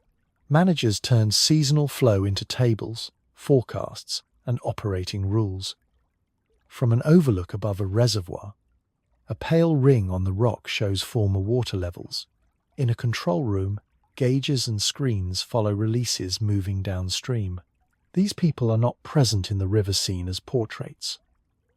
They remain through the lines they drew, the volumes they assigned, and the structures that still decide how much water moves past a gate. A later layer of attention appears closer to the living edge. Hydrologists measure flow and sediment. Ecologists set nets, count fish, mark vegetation, and return to the same bank after controlled releases or restoration work. Tribal water advocates and community representatives bring older and continuing relationships with the river into meetings, field visits, agreements, and monitoring tied to real places on the ground. Conservation crews work along side channels, backwaters, and former wet margins, clearing or planting where habitat can still be held. A restored bank may show young willows protected behind fencing, a side pool watched for native fish, or a measuring point where temperature and salinity are checked. This work does not erase the dams, canals, or diversions already built into the system. It adds another record beside them, notes on what remains alive at the margin and what might return if water, sediment, and bank space are handled differently. At the river edge, one gauge reading can bring these traces back to the same place. The number on the staff, the line on a map, the rule in a release schedule, and the note in a field survey all refer to the moving water below the bank. A folded map may rest on the hood of a truck near a monitoring station. A marked water line may sit above reeds and damp mud.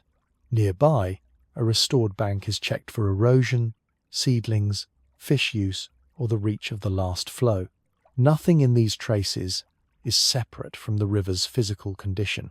The people who left their mark on the Colorado did so by measuring, describing, dividing, building, studying, and defending specific parts of it. Their work remains in records, structures, field notes, and the bank itself. From here, the next view turns toward the living margins of the river, where habitat, species, remaining wetlands, and altered flows show the results of all this attention in roots, water, mud, and movement. Below the surface near a gravel bar, the Colorado River is not a single open channel, but a set of small working spaces. Fine sediment hangs in the current and turns the light brown-green before it reaches the bed. Rounded stones sit in uneven lines, with darker gaps behind them where the pressure of the water drops. Along the edge, submerged roots split the flow into slower threads. Bits of plant matter snag for a moment before sliding free. Small fish hold there, facing upstream, shifting only enough to keep their place. A few body lengths farther out, the channel falls into stronger water, and suspended sand moves past in a steady pull. The boundary is narrow. One side gives shelter and softer current. The other carries speed, colder water, and drifting food. Even from below, the river edge can be read in small changes. A root shadow where the surface slackens, a low bar where the current turns aside, a darker seam where the deeper water begins. Life in this reach is arranged by force before it is arranged by appearance. A fish does not use the whole channel in the same way. In a faster run, moving water passes oxygen across the gills and carries insects, larvae, and other small food downstream.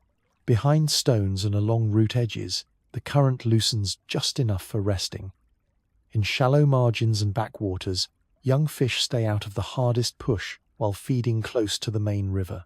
They move in short distances, from shade to seam, from soft water to a passing drift of food. Where gravel remains open and the temperature is suitable, spawning can take place in protected pieces of bed or along quieter edges. Deeper water, bank shade, and broken current become refuge when flow rises, water cools, or larger fish move through the channel. A native fish, such as the humpback chub, belongs to these changing conditions. Current strong enough to bring food, edges slow enough for young fish, and water warm enough for the reach to remain usable. Sediment gives the underwater world much of its shape. When the river is turbid, sight is shortened, and feeding depends on position as much as pursuit. Fine particles slide over cobbles, settle in pockets, lift again when the water increases, and move downstream in thin clouds. Sand can cover a patch of open bed, or leave behind a bar where the current relaxes around a bend. In one release, a backwater may deepen and connect with the main channel. In another, it may become shallow, warm, and partly cut off. The bed is not a fixed floor under the Colorado. It is worked by erosion, deposition, and changing flow.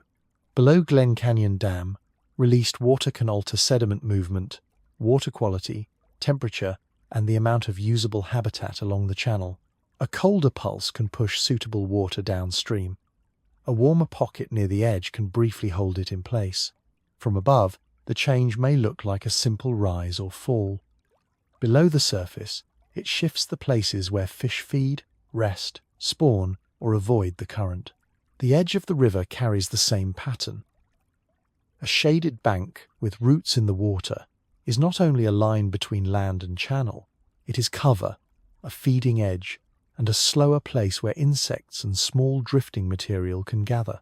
A shallow backwater beside a sandbar may warm more quickly than the main current, giving young fish different conditions than the colder, deeper flow nearby. Cobble at the margin breaks the pressure into small pockets where aquatic insects cling and where fish can move without entering the full force of the river.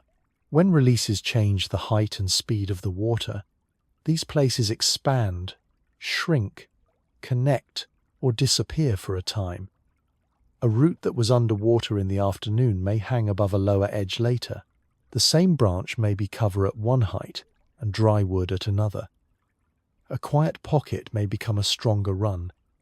The habitat is visible at the bank, but it changes with the current pressing against it. The same edge may serve one use in low water and another when the channel rises into the roots. In a slower pocket behind a cluster of stones, fine sediment settles in a thin layer before the next pulse of water lifts part of it away. A small fish holds in the root shadow, then slips forward into a narrow seam where faster water brings food past the edge. The body turns into the current, pauses, and returns to cover. Above, reeds lean over the bank, and the river surface shows only a small wrinkle where the flow is broken below. Most of the underwater work cannot be read from the shore. It appears only in slight signs. A darker seam, a line of bubbles, a patch of warmer, shallow water beside the mud. From here, the chapter rises back toward the margin, where roots, mud, insects, birds, and human pressure meet at the same narrow edge, and where life in the water becomes part of the wider living riverbank. At the low margin, the Colorado River thins against a bank of wet mud and exposed roots. Reeds lean over a shallow side pocket where the water has lost most of the main channel's pull.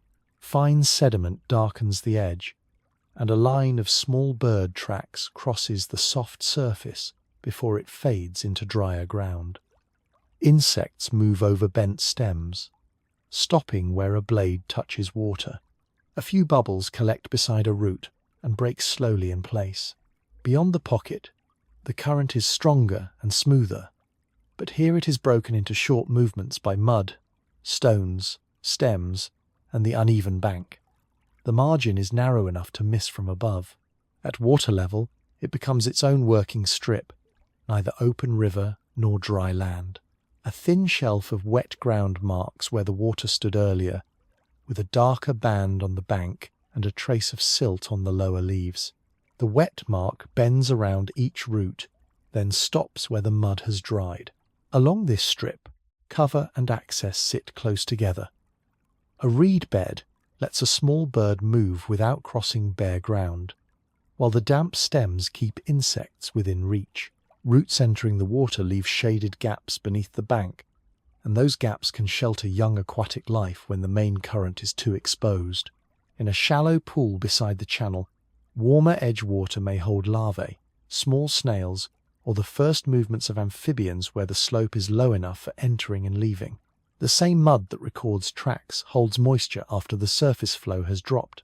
Small mammals may use thicker bank vegetation as a route between feeding places, staying close to cover while the river remains nearby. A narrow trail in the stems may lead down to the same damp shelf. The margin works through this closeness.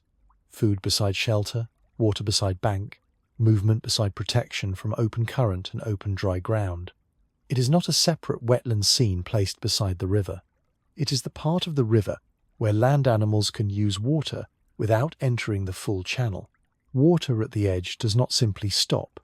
It spreads into side arms, shallow backwaters, and low floodplain depressions, then drains or settles with the level of the river. When the channel rises, water pushes into pockets behind sandbars and through rough vegetation. When it falls, some pockets remain wet, holding fine sediment and plant material in place. Slower water lets suspended particles settle, so the edge can act as filter as well as boundary. A wet depression may store a little water after a pulse has passed, softening heat near the bank and keeping damp ground available for insects and roots. These places are shaped by flow, sediment, and growth. One small hollow at a time, a side pocket can be opened to the river during higher water, partly cut off as the level drops, and later joined again when the current reaches back across the low ground. In regulated reaches, the timing of rises and falls can decide how long a pool remains connected, how much sediment it receives, and until what plants at the edge stay wet long enough to root. The shape of the bank changes what can live and move there. Where roots bind the edge and wetland plants stand rough against the current, the bank can hold together in a way that bare, simplified ground cannot. Shade from shrubs and cottonwood edges cools small patches of water close to shore, while fallen stems and root mats slow fine material. Birds use these broken margins for more than a perch. They find cover for nesting, short feeding routes, and a sheltered line of travel along the river corridor. In the drier ground beyond the green edge, the difference is visible in a few steps. Open ground gives little protection, while reeds, willow, or low shrubs create a usable passage. Where the river edge has been hardened or cleaned into a simple line, these small functions are reduced, even if the channel still carries water past the same place. The change appears at the surface, where a rough vegetated edge leaves eddies and shade, while a plain bank sends water past with fewer pauses. Near one root cluster, water collects in a shallow hollow and leaves a thin film over the mud. A small insect crosses a wet stem, then turns back toward the shade. At the edge of the pool, a bird lowers its bill once, lifts it, and steps around the softer ground. The main current is only a short distance away, but its pressure reaches this pocket in weakened form, enough to refresh the water without sweeping the margin clean. A few grains of sediment settle between the roots. A reed moves where the current touches its base, while its upper stem remains almost still. From here, the bank begins to rise into drier soil, paths, plants, and exposed ground.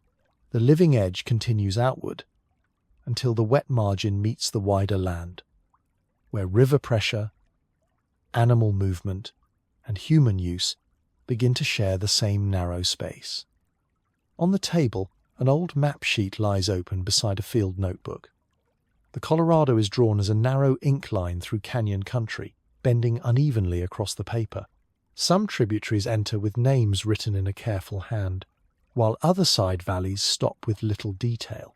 A marked crossing sits where the river can be approached, and a faint route line turns away toward higher ground.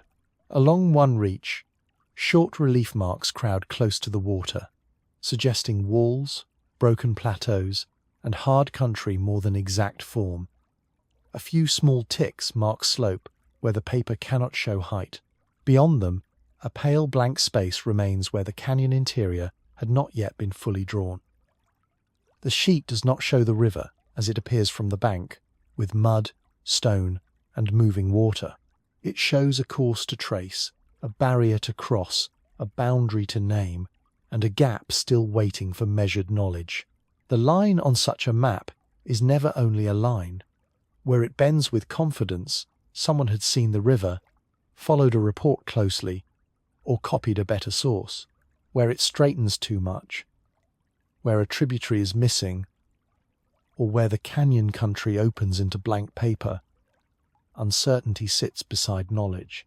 Names shift from one sheet to another, and the same reach may be given different weight depending on the maker and the use of the map. A crossing may be drawn more clearly than a long stretch of canyon wall because the crossing could be used. A settlement mark may be fixed while the country around it remains vague. Early maps of the Grand Canyon region often carry this uneven knowing. The river is present, but the depth, turns, side canyons, and plateau edges are only partly held on the page. Direct observation, second-hand description, and careful guesswork lie in the same ink. Over time, the river line depended less on distance and report, and more on instruments, notes, and correction. A field party could stand above a bend, take bearings, sketch a cliff line, mark an elevation, and compare the drawn channel with the water below. In a notebook, the correction might be small. A curve tightened, a tributary mouth moved, a canyon wall set closer to the river. On a later sheet, those small acts appear as a steadier course. Powell's river expeditions belong to this work, not as decoration around the map, but as observation brought into formal survey. The boat route through difficult canyon water, the written descriptions of rock and current, and the later geological and topographic markings helped fill spaces that earlier maps had left uncertain. Contours, hachures, elevations, and section lines gave the river country a measured surface. A bend could be read against a cliff. A bench could be set above the channel. A tributary mouth could be placed where it entered, not where a report had only guessed it might be. Once the river was drawn with more confidence, the marks around it could guide use. A crossing point could become a place to plan a road, a ferry, or a supply route. A settlement symbol near a tributary mouth could mark where water, approach, and usable ground met in one place. Boundaries could be set against the river line, and irrigable land could be separated from dry upland by the shape of channels, banks, and low ground. Geological marks might point towards stone, mineral areas, or terrain suited for construction, while topographic lines showed where roads would climb, avoid cliffs, or descend toward a landing. These decisions sit quietly on the page. The map does not need to announce control. It shows it through the features chosen for emphasis. A bend with a crossing is darker. A route is made continuous. A patch of river edge land is given a name, a limit, or a measured relation to the channel. Near the lower corner of one sheet, a tributary mouth has been corrected in a darker hand. The first line meets the Colorado too high on the bend. The later mark brings it closer to the channel, where the side drainage enters below a rough edge of relief marks. It is a small change, but it tightens the paper around the land and narrows the empty space beside it. What had been approximate becomes a place someone could describe, revisit, and compare with the next map. The blank canyon space nearby is no longer blank. It is crossed by measured form, names, and short lines showing slope and broken ground. From this correction, the river begins to leave the map again. Its drawn course remains on the sheet, but the next layer gathers in words, field descriptions, travel accounts, place names, warnings, reports, and the human language that followed the river once the line had been made more certain. At a rough landing below the canyon wall, the ground is worn into a pale track where feet, hooves, and boats have come down to the river. A rope lies damp across the mud, dark where it has been pulled from the water. Near a flat stone, a notebook rests open under one hand while the current presses against the tied boat a few steps away. People waiting there do not speak of the Colorado in general terms. They look at the water height against the bank, the speed in the middle, the foam below a rock, and the place where the crossing might hold. A warning about the current can pass from one person to another before any story is written down. It begins as a practical sentence, shaped by the bank, the load, the boat, and the risk of entering at the wrong angle. Many accounts of the river begin in this kind of contact. A difficult crossing becomes a story because the water delayed travel, took an animal, shifted a sandbar, or forced people to wait until the level changed. A canyon journey becomes a record because the walls narrowed the route and the current allowed few easy choices. Work beside the river leaves its own language. Boatmen name a rapid by what it does to an oar. Settlers measure a season by whether water reached a field. Crews speak of mud, rope, heat, and the long climb back from the bank. In dry settlements, dependence on the river made speech precise. A ditch that ran, a pump that failed, a flood that reached the road, or a landing that became too shallow could enter local talk before it entered a formal record. The Colorado did not need to be praised to become part of language. It had to be crossed, worked, feared, waited on, and used. Written forms kept different parts of that experience. A travel journal might hold the exact delay at a crossing, the condition of a boat, or the sound of water against canyon rock during the night. An expedition account could turn the same reach into ordered description, with rapids placed in sequence and side canyons named as they entered. A portage might be remembered by the weight of supplies carried around danger. A poem or song might preserve less measurement, but still keep the pressure of the place. Heat above the bank, water below a dry slope, the pull of leaving river country, or the relief of finding water after a long approach. Local names worked in a similar way. A bend, ford, rapid, or landing could hold a repeated warning in only a few words. The name did not describe everything. It gave a person something to carry before arrival. Spoken and written language became a working record of route, danger, loss, endurance, and attachment to particular ground. Those repeated words changed how certain places were approached. A named rapid could be imagined before it was heard. A crossing known for bad footing or sudden depth could slow a party before the first animals stepped into the water. A riverside camp, described by earlier travelers, might become the expected place to stop, repair, dry gear, or count what had been lost. On the lower river, a boat landing could be remembered through the work attached to it. Cargo handled in heat, rope lines drawn through mud, news arriving by water, or a settlement waiting for supplies. In canyon country, a repeated account could make a reach feel narrow or exposed before the walls appeared close at hand. The effect was carried by marks already visible at the bank, a worn path to the water, a flood line on brush, a scar on rock where boats had rubbed, or a patch of level ground where people knew they could pause and unload. The words did not replace the place. They made certain risks and stopping points arrive before the traveller reached them. Beside one landing, a short note after a crossing might record only the water height, the hour, and a warning to avoid the stronger seam near the far bank. Read later, it becomes more than an instruction, but it still keeps the conditions that produced it. The river is present in the plainness of the words. Rope wet, boat heavy, current hard at midstream, bank soft underfoot, one wheel buried to the rim. A line like that can remain in a family account, a guide's recollection, a local name, or a printed description long after the exact track has shifted. The voice stays close to the water because it began there, beside a bank that had to be read before it could be crossed and sometimes left for another day. From these acts of naming and recording, the Colorado enters the present with older descriptions still attached to modern crossings, reservoirs, managed flows, dry reaches, and changed banks where remembered language meets the river as it is used and altered now.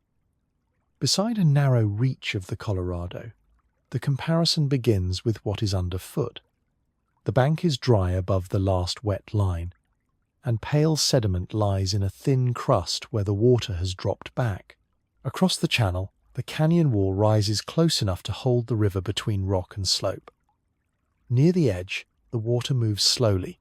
Farther out, it tightens into a darker seam, pulled by gradient and confined space.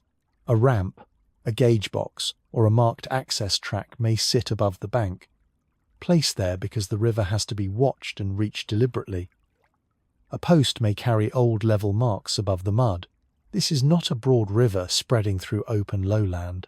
It is a mountain-fed river moving through arid canyon country, carrying sediment, meeting stone, and running under the pressure of stored water and planned releases. A river like the Mississippi sets a different scale beside it. From its northern source near Lake Itasca, it becomes a broad interior lowland river, long associated with towns, levees, barges, floodplains, and navigation toward the Gulf. Its banks often point to movement along the water, landings, ports, wide bends, and a channel made into a corridor through a wetter part of the continent.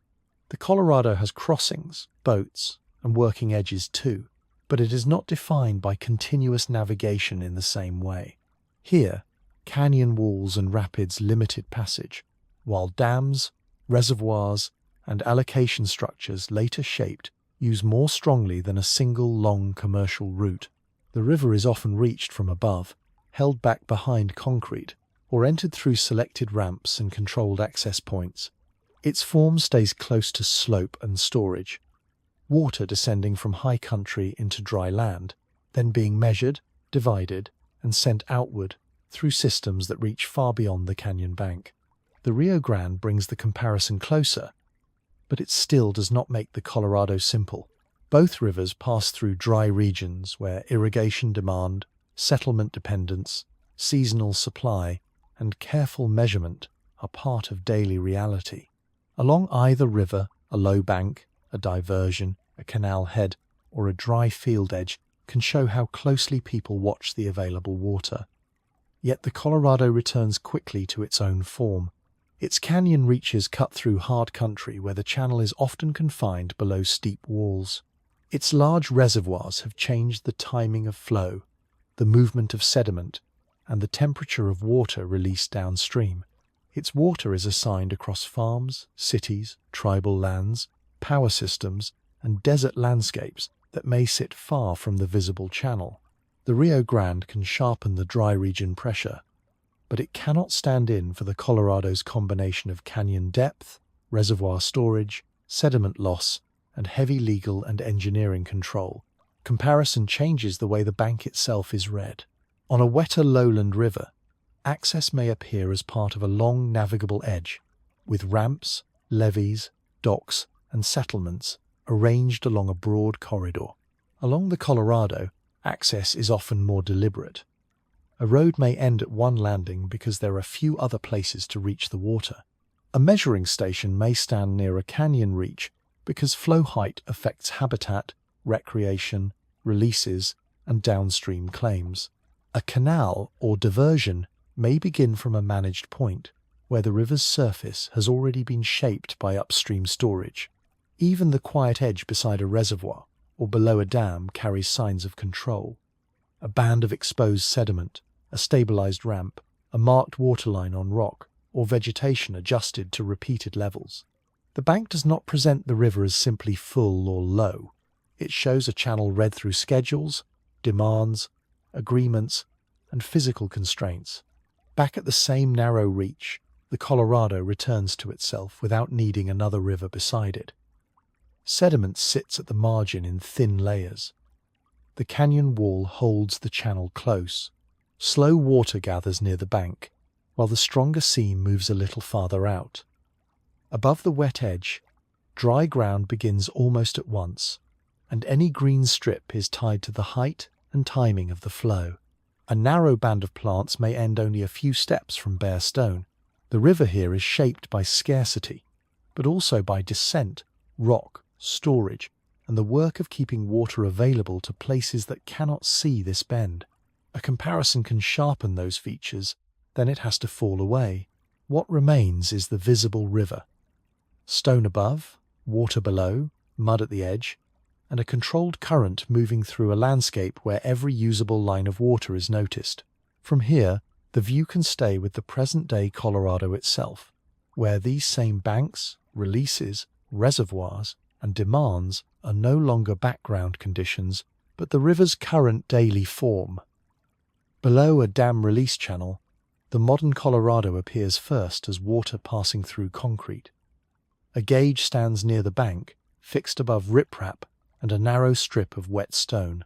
Warning signs face the access road, and a service vehicle sits beyond a locked gate, where pipes and metal railings lead toward the control works. Downstream, the water runs slower along the edge than it does in the center, but its height has already been set by decisions made above the visible channel. A dry band marks an older level on the bank. Near a boat ramp, the lower edge of the concrete reaches toward water that may not always meet it in the same place. The river is still moving, but here its movement comes with measurement.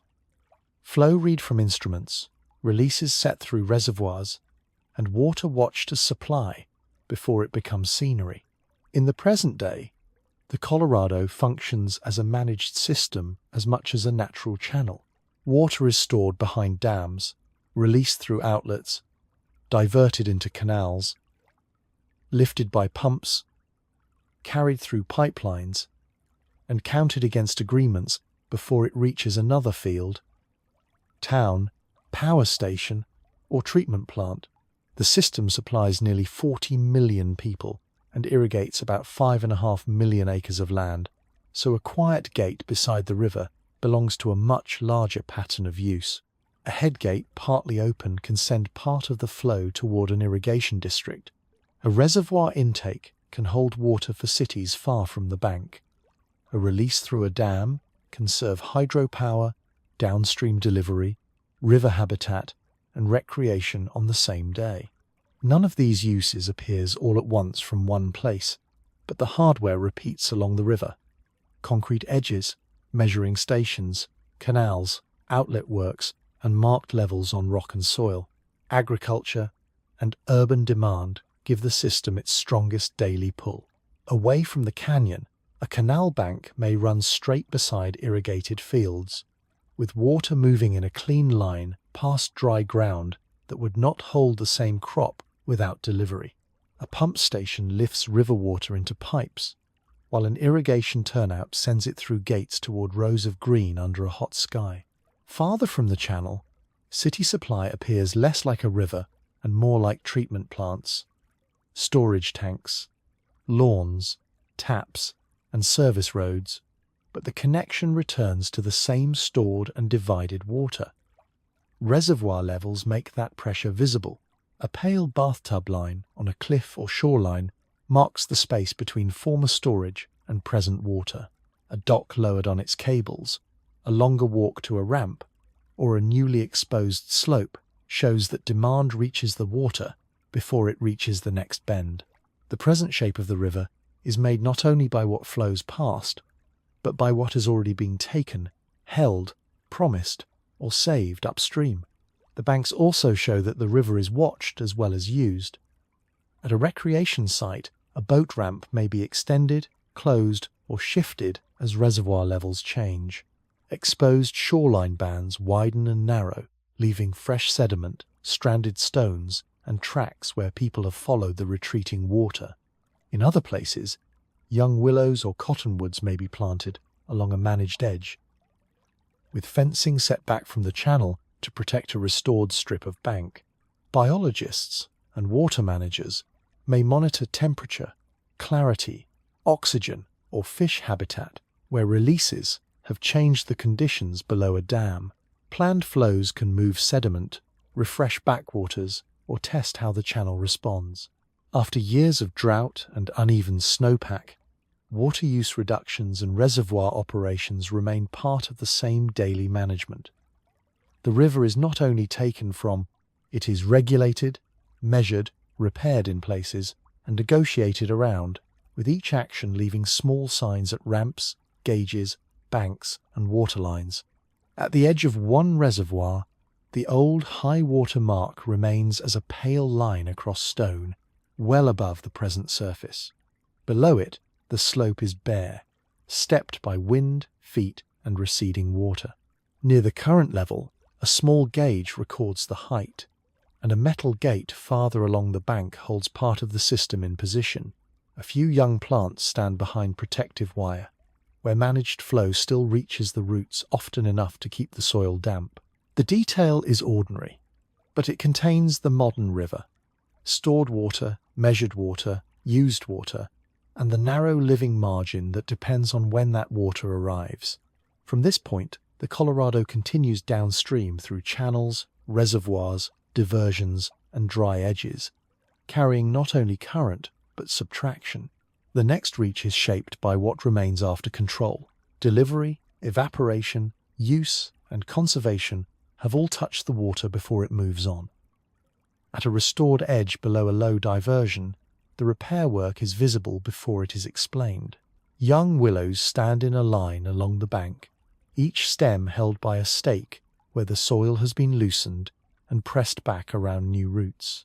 A fence keeps foot traffic away from the wet margin, and beyond it, a side channel takes a thin sheet of water from the main flow. Gravel has been placed where the bank was cut too steeply, and fine sediment is already collecting in the slower bend. Near the intake, a metal screen sits before a canal opening, with a small gauge and a field case set beside the water. The ground still shows tire marks and disturbed patches from recent work, but the first rough shape is clear: water slowed, roots given space, and a hard edge broken into a usable margin. Restoration here is not a return to a river without dams, canals, or claims on its water.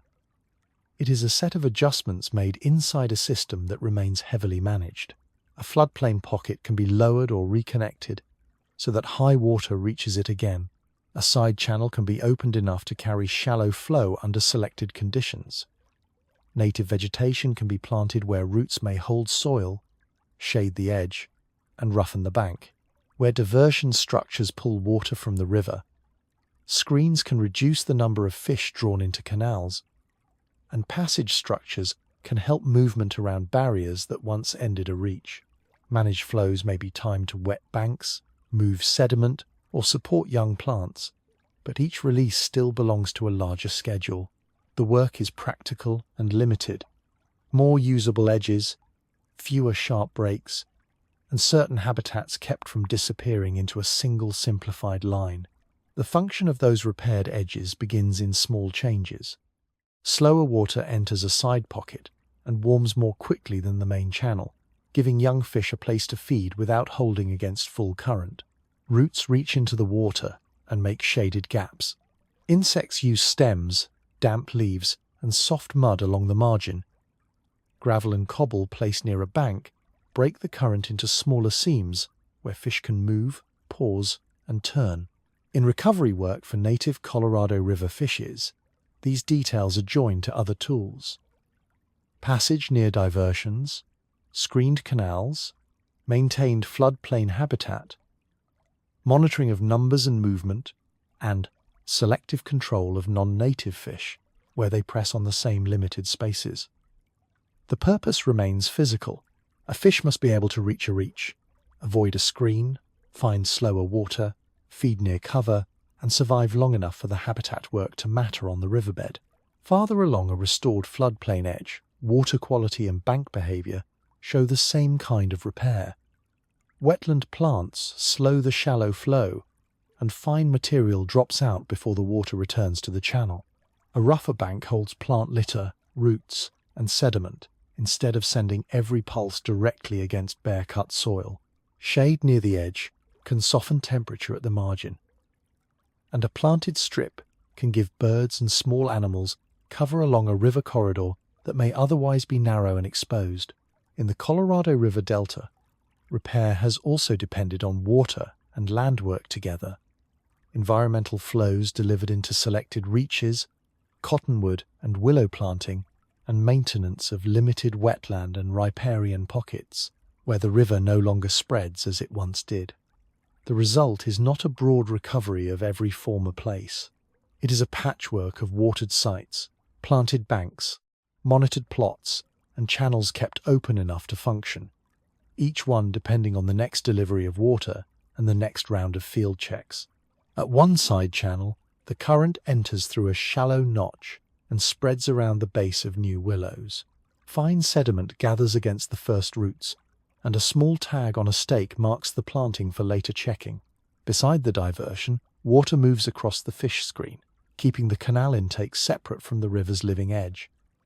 The repaired place still looks unfinished. Some plants will fail, some banks will cut again, and some pools will need the next managed flow before they can serve their purpose. Yet the detail on the ground is real. A softer bank, a connected pocket, a measured release, a screen, a row of young roots holding mud. From here, the restored edge continues downstream into reaches where repair meets subtraction, where the river carries water, sediment, and life forward while also losing part of each to distance, heat, use, and control. At the edge of a low reservoir, the old waterline runs across the rock as a pale band. Below it, the slope is bare and stepped, with cracked mud in the flatter places and loose stones gathered where small waves once reached the bank. A boat ramp runs down the shore and stops above the present water, its lower concrete dry and dusted with sediment. Near the access road, a marker post gives the measured level, and a warning sign faces the open ground between the ramp and the water. The channel beyond is calm enough to look settled, but the bank says otherwise. Higher water has stood here, then pulled back. Wind has dried the exposed mud into plates, and a few old fittings sit above the reach of the water they were built to meet. The reservoir edge has become a record of levels, runoff, decisions, and loss held in rock bands, stranded hardware, and the distance between built access and actual water. The Colorado is managed through dams, reservoirs, gates, and release schedules, but that control rests on water that still arrives unevenly. Snowpack in the mountains, spring runoff, heat, evaporation, and downstream demand all enter the balance before a release reaches a gauge. A wet year can raise storage and ease pressure for a time. A dry sequence can lower the same reservoir until intakes, ramps, and power equipment are watched more closely.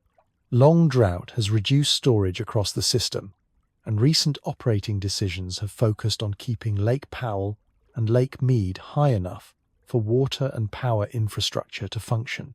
The pressure reaches the ground in practical ways. A number on a screen becomes a mark on a cliff.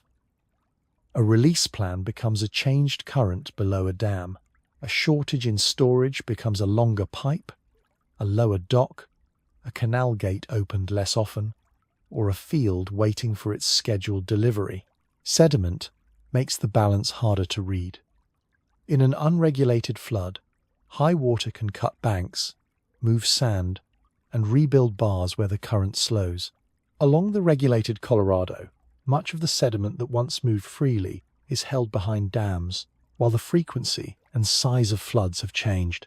Below Glen Canyon Dam, controlled high-flow releases have been used to push available sand back into eddies and rebuild some sandbars, especially where tributaries have recently supplied new material.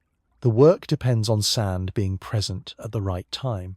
Without enough supply, higher water can still move the bed and trim the edges, but it cannot replace every bar it cuts away. A canyon sandbar may look stable from above, with a flat surface and dry driftwood near its back edge, while its face is being shaved by releases, boat wakes, or ordinary current. The river still builds and removes, but the older exchange between flood, sediment, and bank has been narrowed by storage and regulation. At the human edge, the same uncertainty becomes maintenance. A marina adjusts walkways as the waterline changes. A pump intake may need to be extended or lowered to keep drawing water. Canal operators watch delivery schedules against reservoir forecasts, while fields at the end of a system depend on water that has already passed through several decisions. Crews inspect eroded banks, clear sediment near structures, repair ramps, and check gauges after releases. Planning for operations after 2026 at Lake Powell and Lake Mead belongs to this physical setting. Reservoir levels, power production limits, downstream obligations, and the risk of fixed infrastructure meeting a less reliable supply. The administrative language may be written in tables and alternatives, but it reaches the ground as gates, storage targets, emergency adjustments, and work orders. The river does not have to flood a town or empty a reservoir to show vulnerability. It shows it in ordinary places where equipment was built for one range of water, and the bank now presents another. Beside a gauge station below a controlled reach, slow water moves against the lower stones, while a sandbar across the channel shows a fresh cut along its edge. Fine sediment settles in the quiet water behind the bar, then lifts again where the current tightens around the point. The staff gauge stands straight, but the surface against it is only one reading in a longer sequence. Upstream, storage rises or falls. Downstream, a canal, a habitat pocket, a boat ramp, or a dry margin will respond to the same managed water at a different scale. The evidence remains small: a pale ring on rock, a ramp above the water, a bar partly rebuilt and partly cut away, a release timed to hold several needs at once. From here, the Colorado continues toward its lower reaches, with uncertainty carried in the level of the water and in the sediment along the bank, where reduced flow, exposed ground, and altered margins begin to show more plainly. In the lower Colorado River Delta, the channel no longer appears as one full current pushing cleanly toward the sea.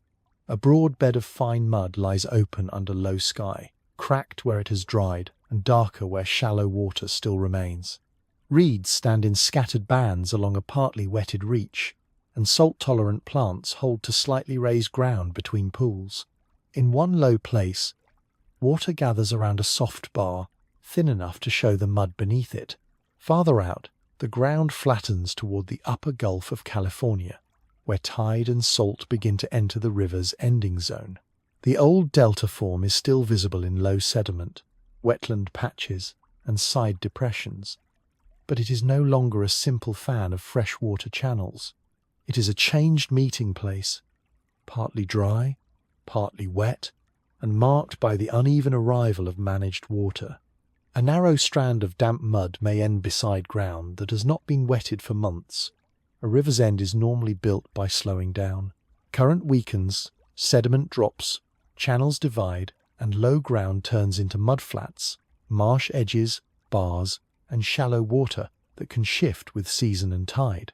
At the Colorado's delta, that pattern has been heavily altered. Dams, diversions, canals, and upstream use have reduced the amount of fresh water reaching the final reaches, and since the 1960s, the river has not regularly flowed all the way to the Gulf of California. The remaining landscape is fragmented. Some channels are dry for long periods. Some wet areas are fed by drainage, groundwater, irrigation return, or planned deliveries. Some patches have been restored with active planting and timed water. The delta still has the shape of a river ending, but the flow that made it now arrives in pieces. A dry channel bed, a shallow pool, and a planted wetland can sit within the same low ground, each one tied to a different part of the altered system. Fine sediment still gives the lower delta its surface. Where water slows in a shallow reach, suspended material settles into soft mud that holds tracks, reed stems, and salt crust along its edges. On low gradient ground, even a small amount of water can spread widely before it finds a deeper path. In the lower estuary, Gulf tides can move through the flat ground and mix with limited fresh water, leaving tide-marked mud, saline pools, and wet edges that shift with each cycle. The ending zone remains physically active, even when the river's fresh water is scarce. Salt water can reach into places where river current is weak. Mud can be lifted, laid down, or pressed into new shapes by shallow movement rather than by a strong downstream push.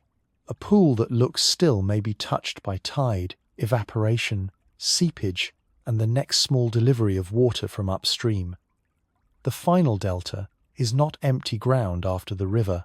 It is low land worked by mud, salt, shallow flow, and absence as much as by current.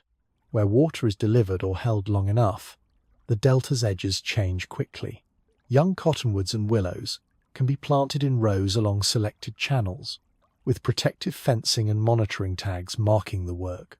Marsh vegetation thickens around shallow pools, and birds use the wet patches for feeding and cover where open dry ground offers little shelter.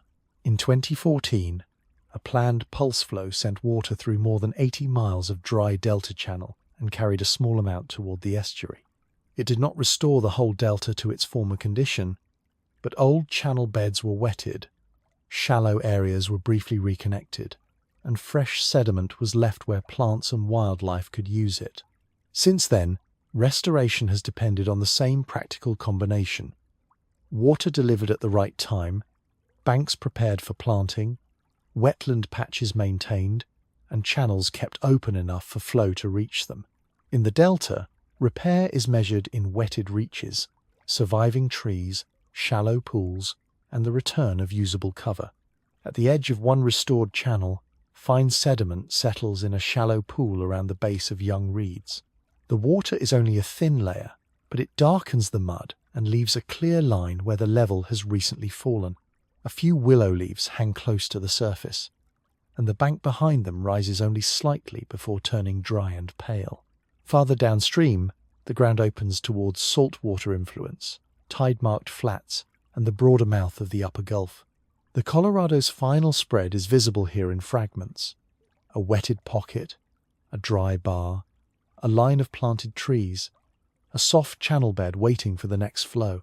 From this low place, the river's last traces move toward the wider meeting of delta ground, mud, salt, and open water, where the final chapter can follow what remains of the Colorado into the Gulf of California. Near the upper Gulf of California, the lower Colorado lies across flat delta ground in broken pieces of water and mud. A partly wetted channel holds shallow pools where fine sediment shows through the surface. Reeds stand in uneven bands along the edge, and salt-tolerant plants keep to slightly higher ground where the mud has dried and cracked. Farther out, the channel bed opens into low flats marked by tide, salt, and soft bars. This is not a strong current entering the sea in one clean line. It is a spread-out ending zone, made from riverbed, settled sediment, saline water, managed flow, and the small wet places that remain or have been restored near the Gulf. Far above this low ground, the same river begins in the Rocky Mountains of Colorado, where snow and cold runoff gather into headwater streams. From there, the water moves down through harder rock, open basins, canyon country, and long dry reaches before arriving at this final flat landscape. The distance between those places is visible in the water itself. Cold mountain runoff becoming a warmer desert river, a steep channel becoming stored water behind dams, a confined current becoming a reduced and broken ending. By the time the river reaches the delta, much of its flow has already passed through reservoirs, canals, fields, cities, power systems, and measured releases. Along the way, the Colorado has cut deep canyons where rock held the channel close, and widened where softer ground allowed bars, banks, and side pockets to form. Tributaries have entered with their own sediment, temperature, and seasonal force, changing the river reach by reach. People crossed where the banks allowed approach, followed where the terrain made passage possible, and built storage works where water could be held and sent outward. In some places, the river moved as a canyon current below stone. In others, it became a reservoir surface, a canal head, an irrigation supply, or a narrow green edge through dry country. These forms do not replace one another cleanly. They remain connected by the same water, moving from height toward lower ground. The river inside the Grand Canyon is one of the Colorado's clearest forms, but it is not the whole river. The dams, reservoirs, and canals are not separate from it either. They have become part of how the present channel is held, divided, released, and read. The small mountain beginning and the changed delta near the sea belong to the same course, even though they appear almost unrelated on the ground. A gauge beside a dam, a willow root in a restored bank, a dry ramp above low water, and a shallow pool in the delta are small pieces of the same system. Each one gives the river a different shape, measured, rooted, withdrawn, or barely moving over mud. Here at the end, that connection returns to mud, salt, reeds, and low water. A thin sheet of water rests over fine sediment and darkens the channel bed around a bar. Nearby, a dry side channel curves across the flat ground, its cracked surface showing where water has not held long. In a restored patch, young cottonwoods or willows stand behind protective fencing, close enough to the wetted edge for their roots to reach damp soil. The air carries the influence of the upper Gulf, and the lowest ground shifts between river traces and tidal conditions.